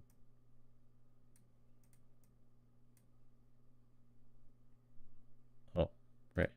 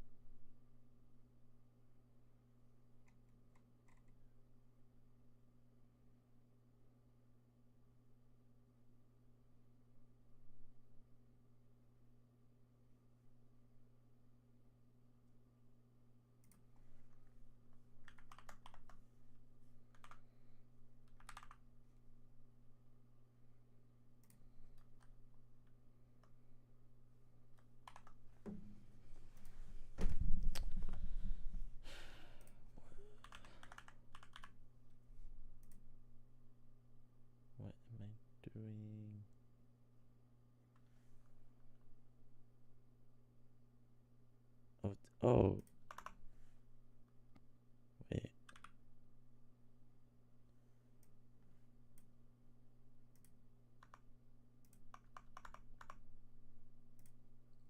Um,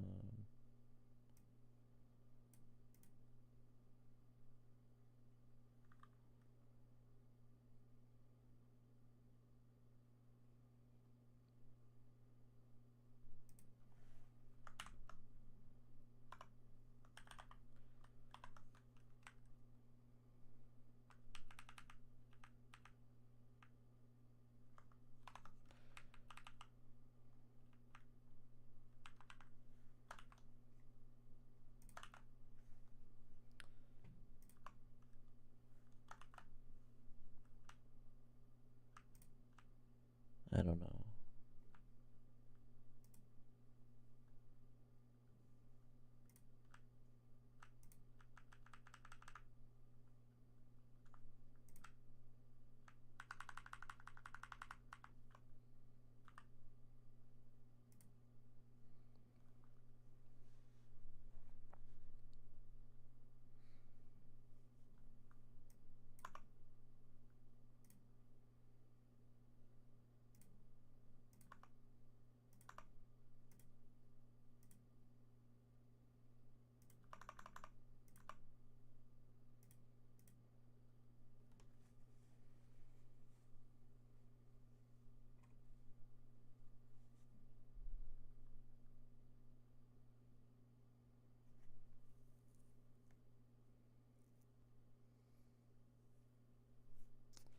I don't. I don't want to use set text, do I? Um.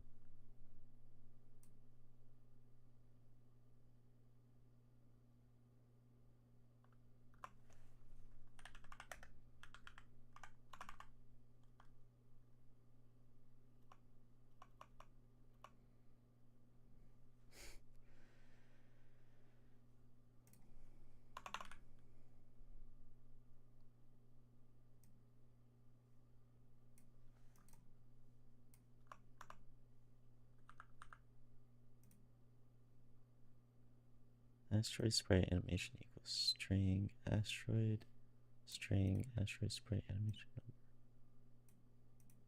I think that might work.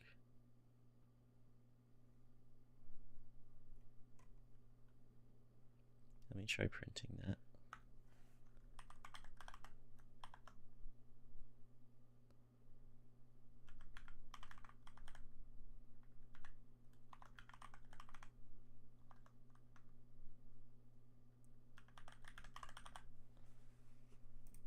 Um,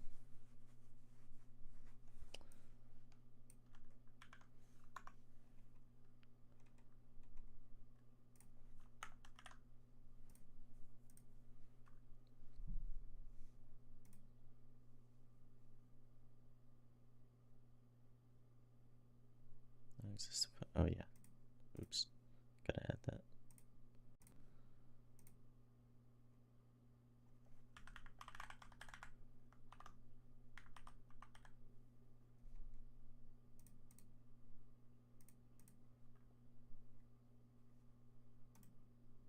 I don't know if this can work.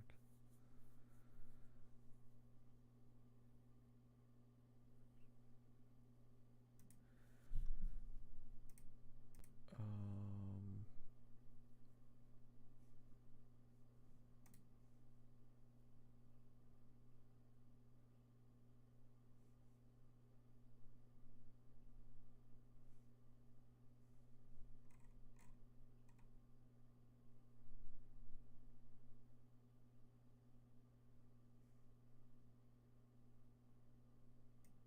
kind of forgot what that. Oh, wait. That's how I exported the speed. Unready.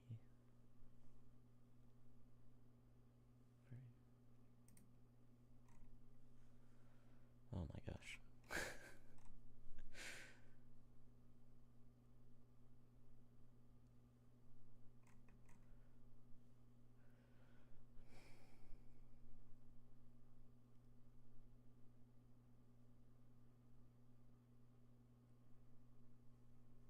Maybe this is what I should be doing.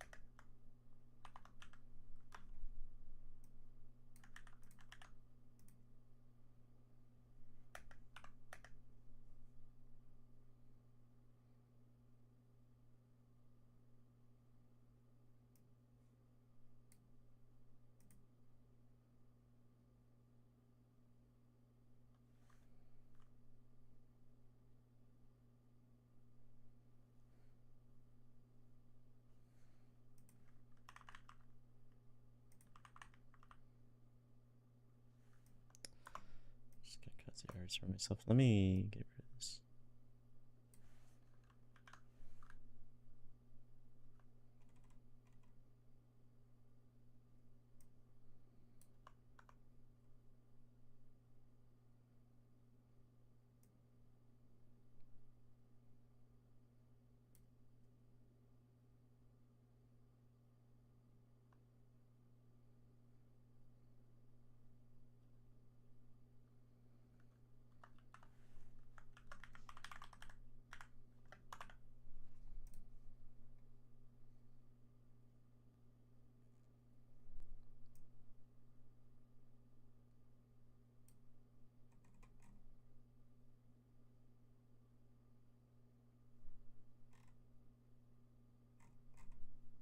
I used an underscore there.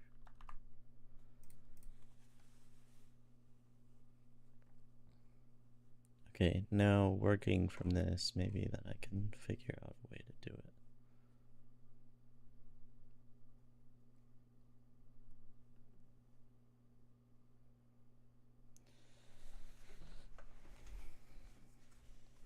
Or let me at least see what it does.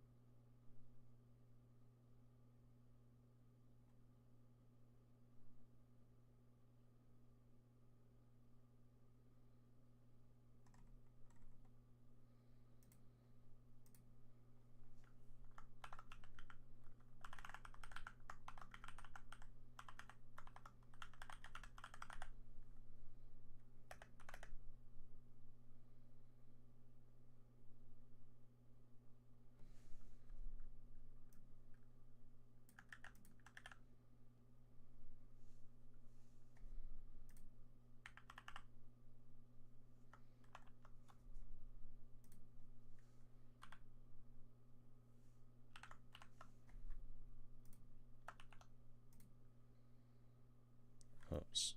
No, don't want that.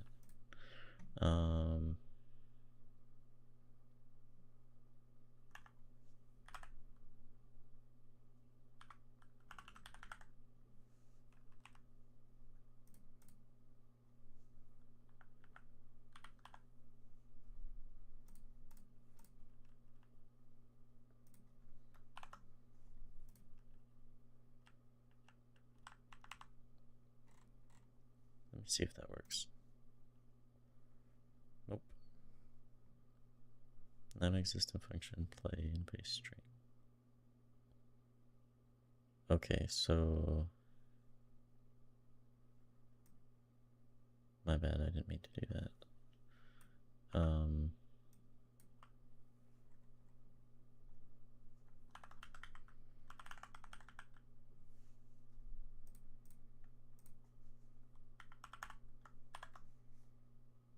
If I do that, oops, gotta do that. Then maybe this will work. No.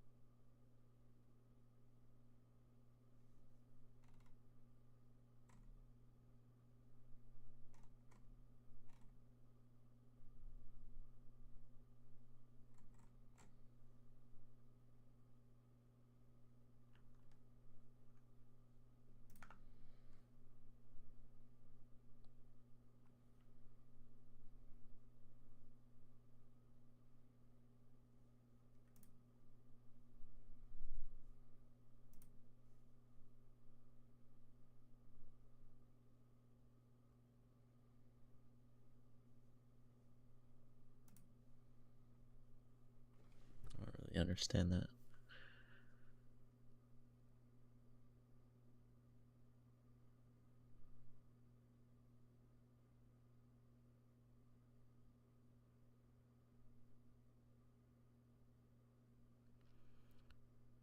So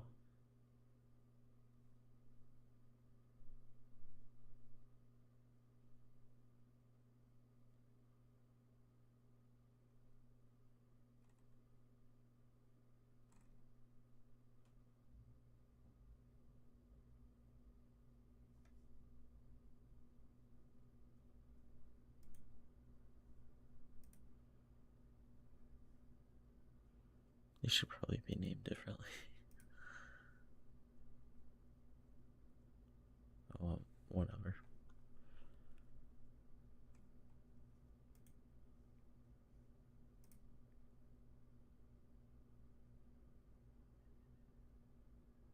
Wait.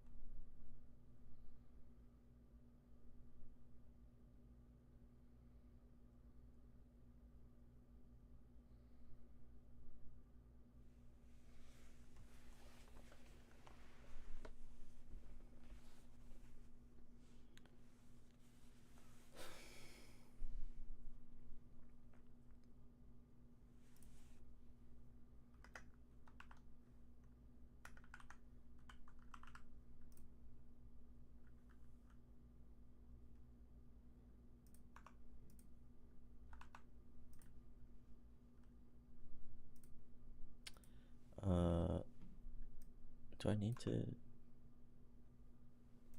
define that or no? Probably not. And also that would probably be the wrong way to do it.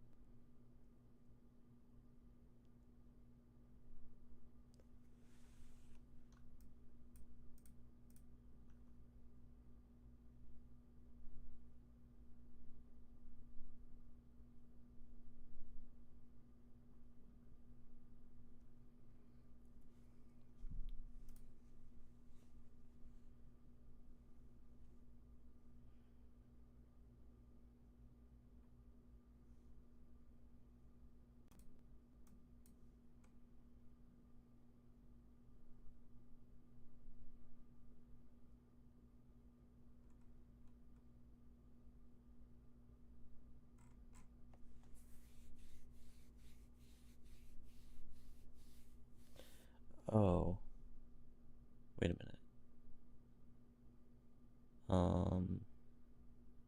What happens if I do this?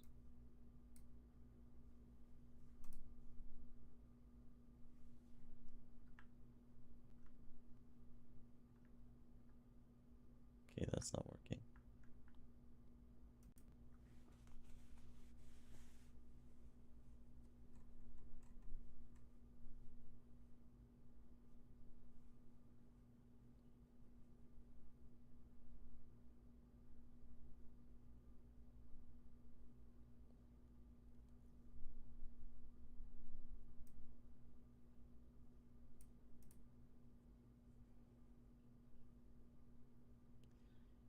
Setting it equal to string. So I'm basically, this needs to be changed because this doesn't make any sense. If I give it a different variable, again,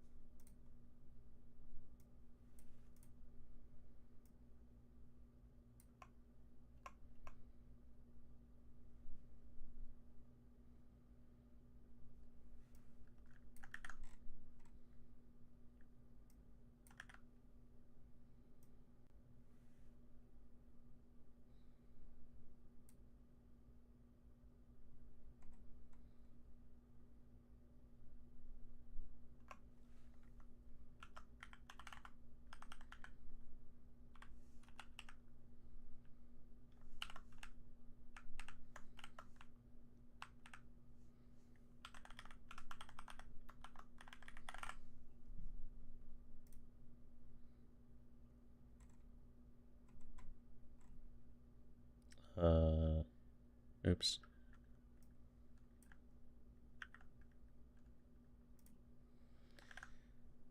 Jeez.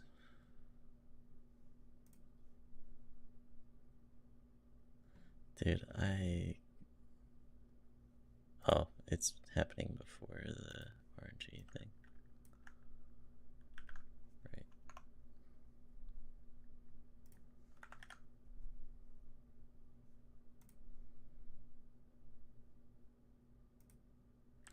Oh my gosh. You know, that really wasn't even that complicated, but I just was not thinking about it right. Well, I figured it out.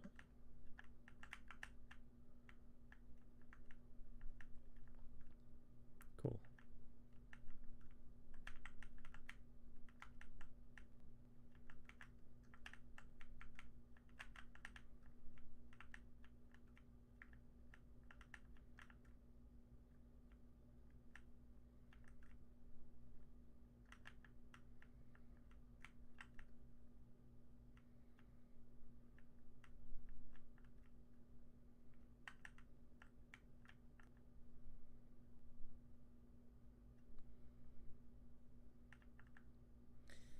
What I need to do though is figure out a way to vary the animation speed. Right now, all of them are either running at like 5 frames per second or 10 frames per second.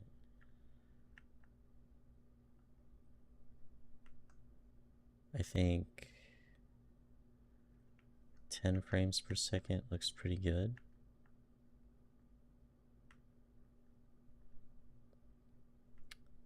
But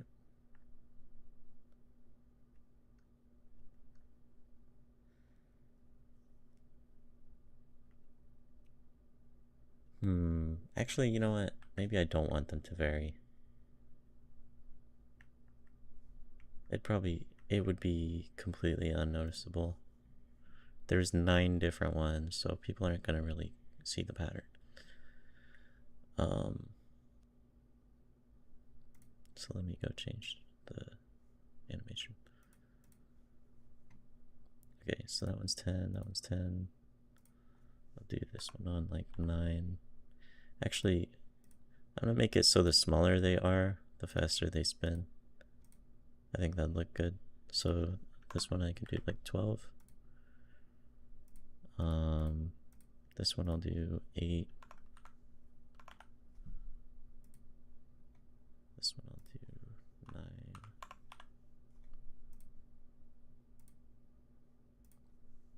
I'll do 9 on that one as well.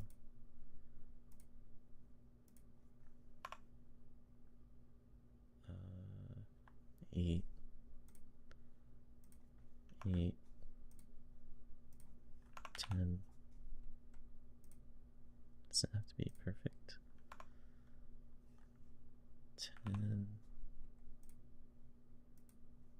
9. Maybe I'll do 11 on that one.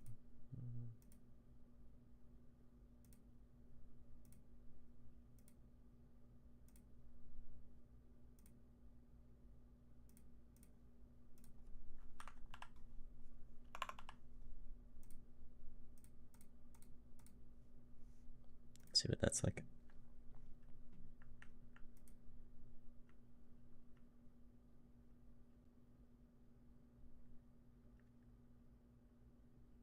Yeah, somehow that kind of does feel pretty good.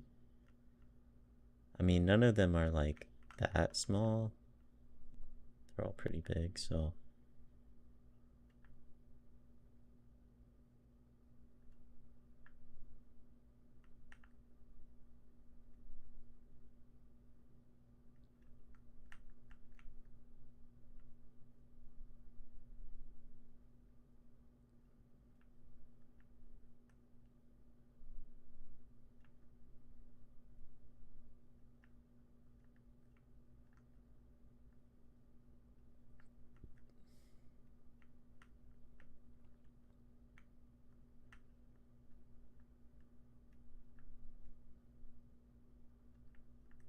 Maybe I'll just do like, this will be a 3-hour session, and then the next one will also be 3 hours, or the last one will be 3 hours.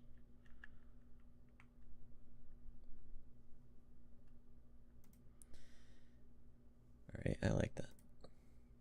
I think that's pretty decent. Then we get, let me expand all of this, then we get the path.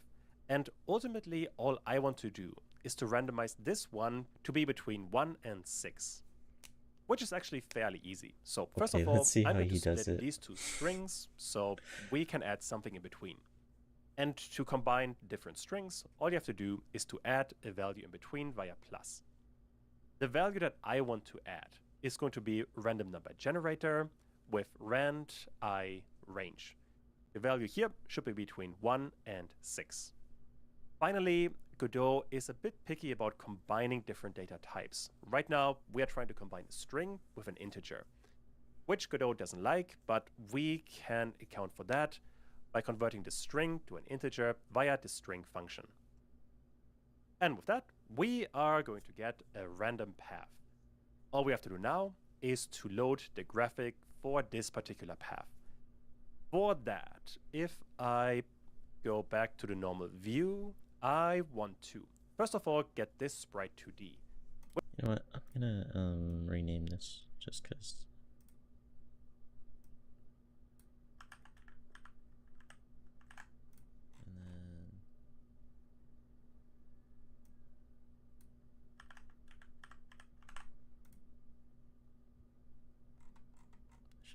which I can do via $ and sprite 2D. And on there, I want to update the texture. So how can I get this attribute? And well, the easiest way is to hover over the attribute in the inspector, and there you can see we have the texture. And the value we have to assign is a texture 2D object. But step by step. First of all, we want to have a texture and assign a new value. Now, to create a texture to object, all we need is load and then load the path we have just created. This is going to return the object we need. And with that, we can actually get rid of the value we have set by default because we're going to add something random anyway. And now, if I run all of this, we should be seeing different kinds of meteors. And that is looking really good. Perfect. All right, finally, there's one more thing that I do want to do. If I go back to the level scene, at the moment, we have basically walls around the entire level. And the player can collide with them, but also the meteors are colliding with them, which is not ideal. And because of that, if I run the code again, we get all of these messages that a static body 2D has entered the area 2D of the meteor, which I really don't want. So ideally, I want the meteors to ignore these walls entirely. And that you can do fairly easily. So if I go to the meteor, there we have collision. And in there, we have a layer and we have a mask. The way this system works is that every physics object is on a layer and it can see whatever is on a mask. For example, right now, the meteor is on layer 1 and it can see all of the other physics objects which are also on this layer. At the moment, every single physics object is on layer 1 and can only see mask 1, so everything can see everything else. But now, watch what happens if I set this to a 2. Then if I run the code again, the meteors are not going to collide with anything, simply because none of the physics object is on the second layer. However, if I set the player also on mask 2. Gotcha. So collision, mask 2. And now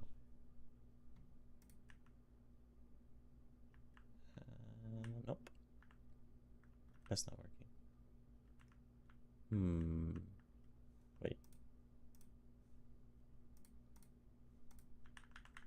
Okay, never mind.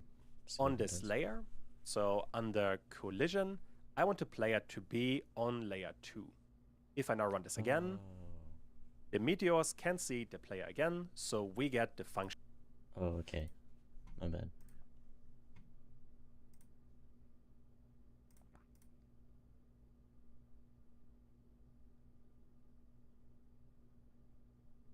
Okay, so yeah, mask, physics layers, this collision, object 2D scans, collision object can scan one or more.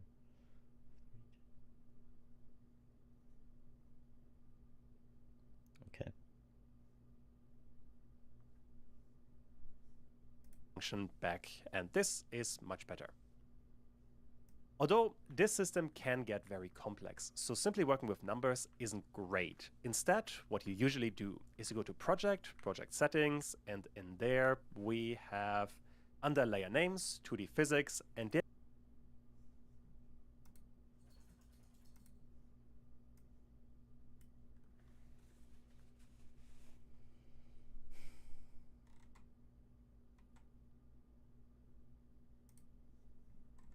I can give each layer a name.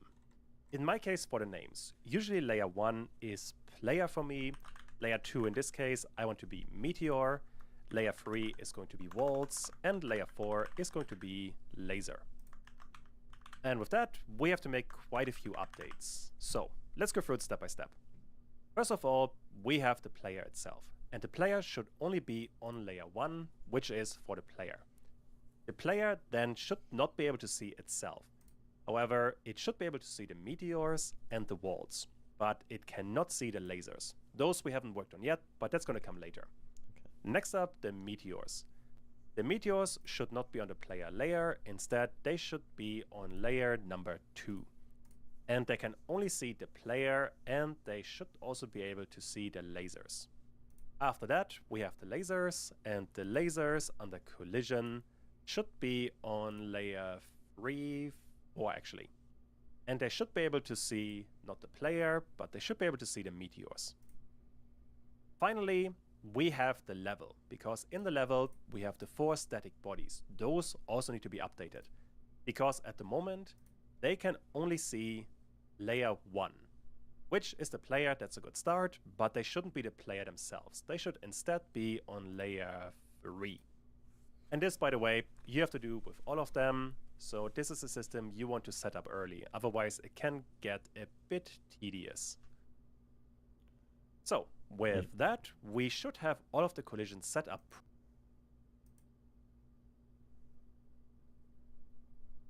Wait, hang on. So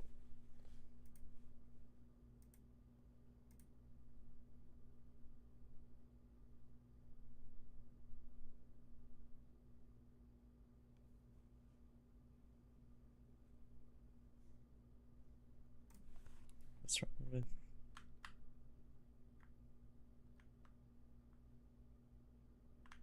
I don't really remember why he did it the way he did, or why I chose to do it differently. But like, this works. I don't know why he doesn't have them all under a parent node of the same thing.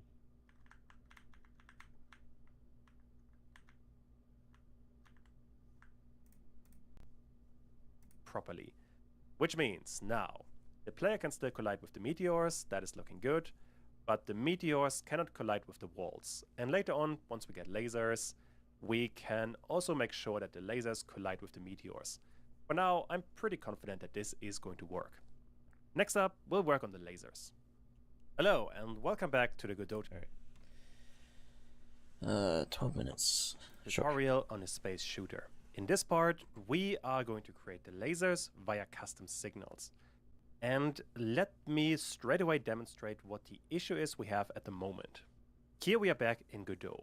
And basically what I want to do is, inside of the level scene, I want to create new lasers. For that, we can actually create a node 2D right now with lasers.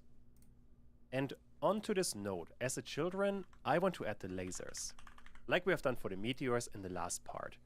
Now for that, we already have a laser scene. So this one is totally fine. We can also add dynamically a scene to another scene, like we have done for the meteors.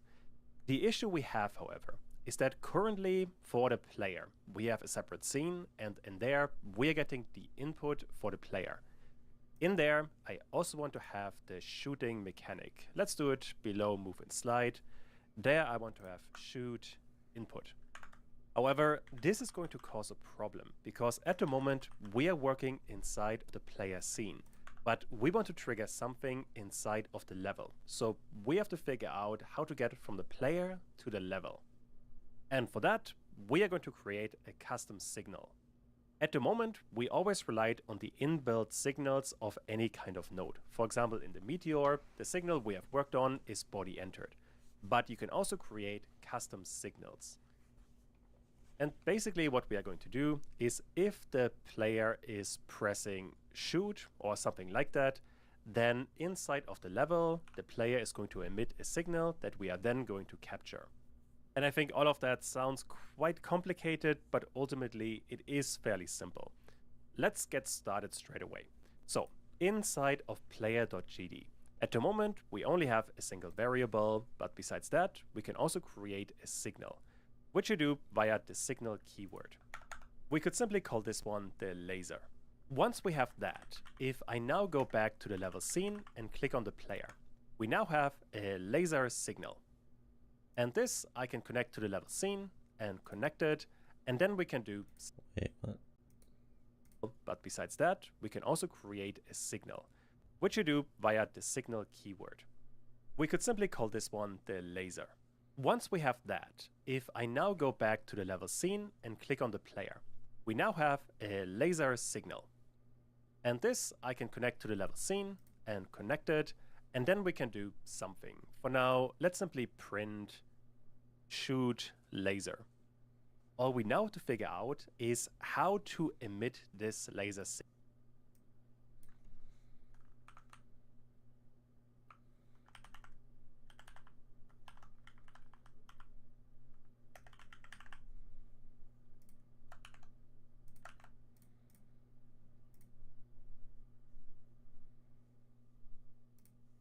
signal. For that, all we really need is laser.emit. And then, if I now run the code, we are getting shoot laser constantly because we are emitting this signal on every frame of the game, or every time the process function does something, which is all the time. So instead of emitting this all the time, we only want to do it if the player clicks on the spacebar.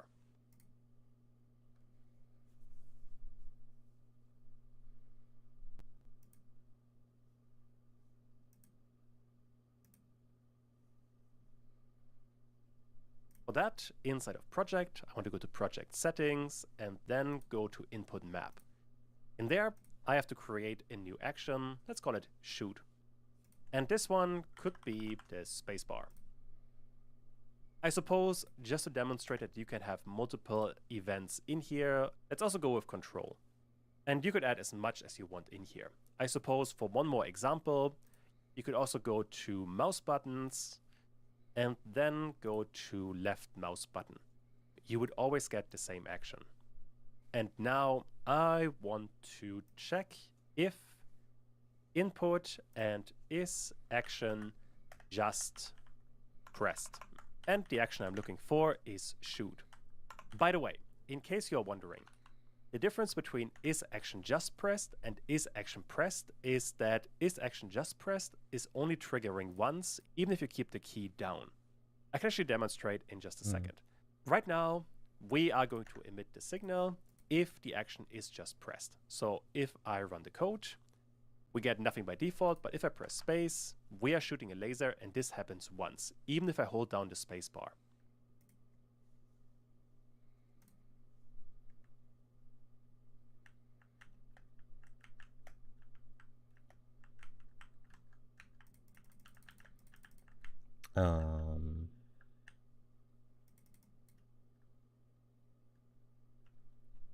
Wait.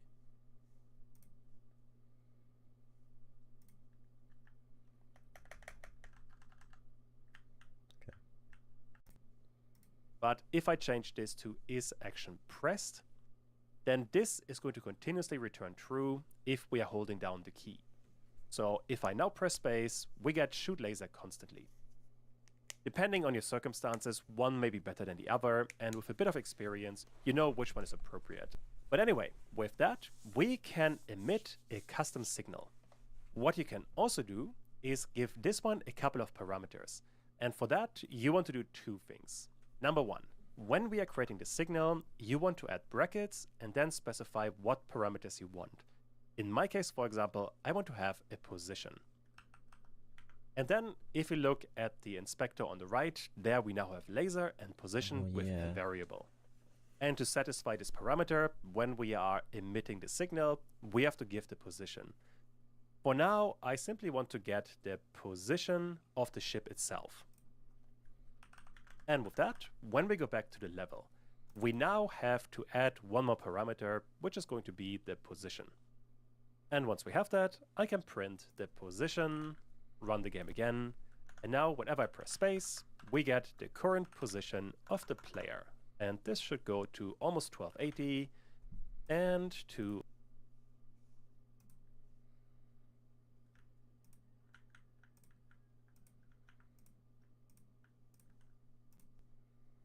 0 and 0 in the top left, at least roughly.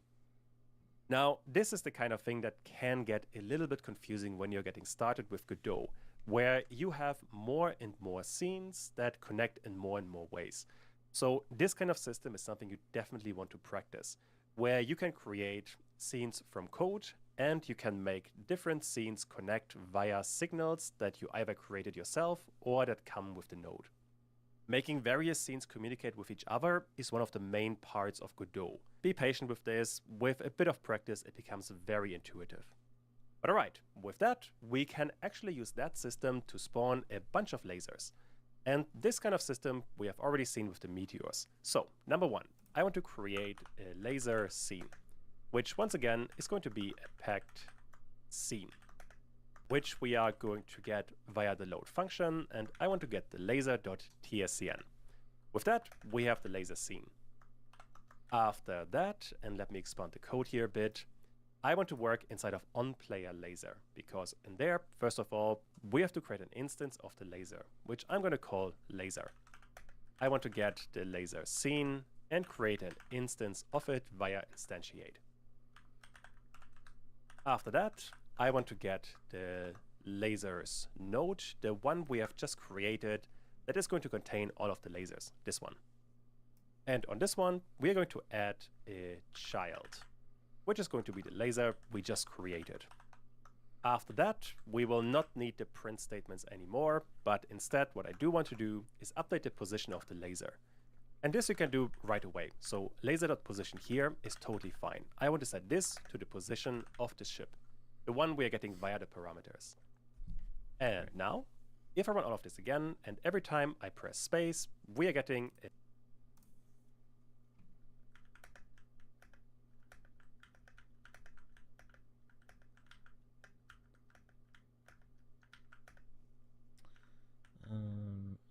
obviously that's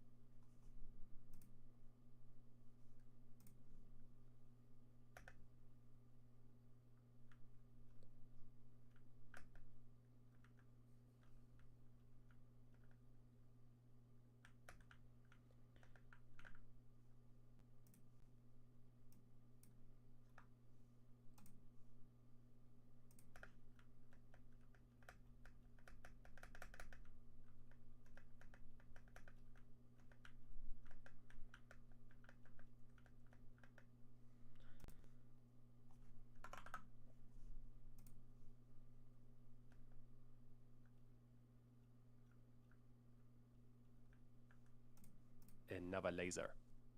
And that is working pretty good. Although we have to make a few minor updates. Number one, we can create way too many lasers way too fast. So that's not great. There should be a bit more of a cooldown. On top of that, I don't want to spawn the laser in the middle of the ship. I want to spawn it a bit in front of the ship. Let's get started with that part first of all. That I want to spawn a laser not in the center of the ship, but rather a bit in front of the ship. And this you could address in a couple of ways. I suppose one way would be when you are emitting the signal with the position, you can give this one an offset. So for example, you could subtract a vector 2 with 0 on the x-axis and then maybe 50 pixels on the y-axis. If I now run this again, the laser is a bit in front of the player. While this does work, it doesn't feel particularly elegant because I want to have a lot of control over where the starting position is. So a better way for this would be another node. okay.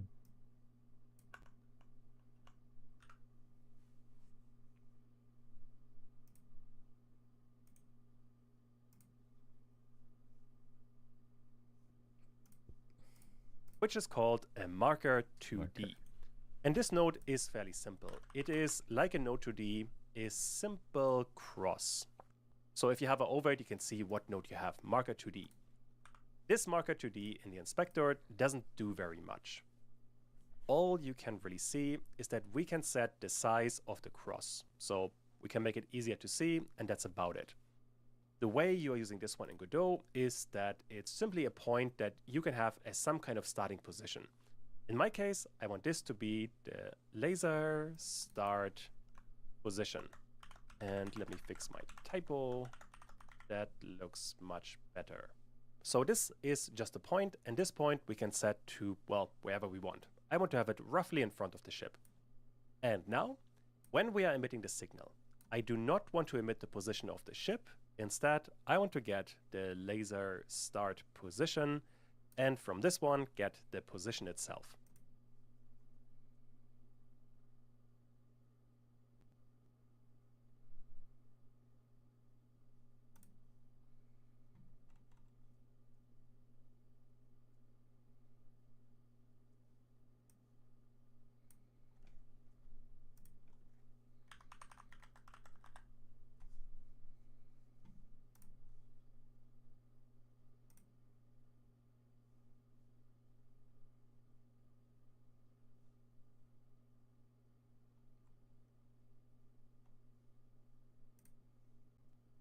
Although this by itself is not going to work. If I now run the code, and well, if I press space, nothing is going to happen. So what is the problem? To understand that, let me go back to level and then print the position. So print pos, what we're getting from the player. And if I now press this, we always get 0 and 53. What happened here? Basically, this 0 and 53, if we go back to the player 2D scene and look at the laser start position under transform, we get 0 and 53. These numbers do not change because they are relative. One really important thing you have to understand about Godot is that when you have a child node, its position is always relative to the parent. And in our case, the marker 2D is always 50 pixels or 53 pixels away from the center point. Oh. And this number doesn't change because the laser start position moves along with the entire scene. As a consequence, this number is a constant and never changes. Fixing that, though, is quite easy. All we have to do inside of the script, and we want to look at the laser, we do not want to get the laser start position and relative position. Instead, we want to get the global position. Oops. This is the position of where the node is actually in the scene tree. And this is absolute. It's not relative to the parent. And if I now run this again, Well, we get the expected output. So that feels significantly better. With that, I also don't have to print the position anymore. Wait, what? Hang on.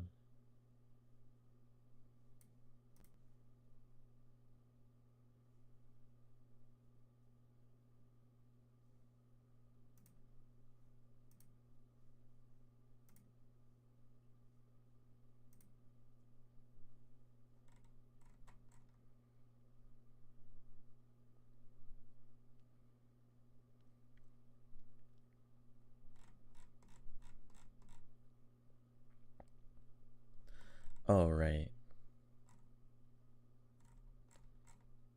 I need to move it up a lot.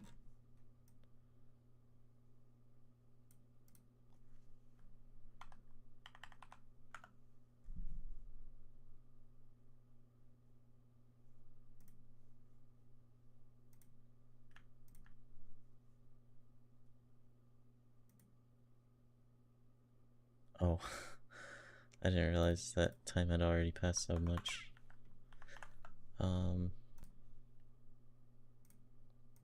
Maybe.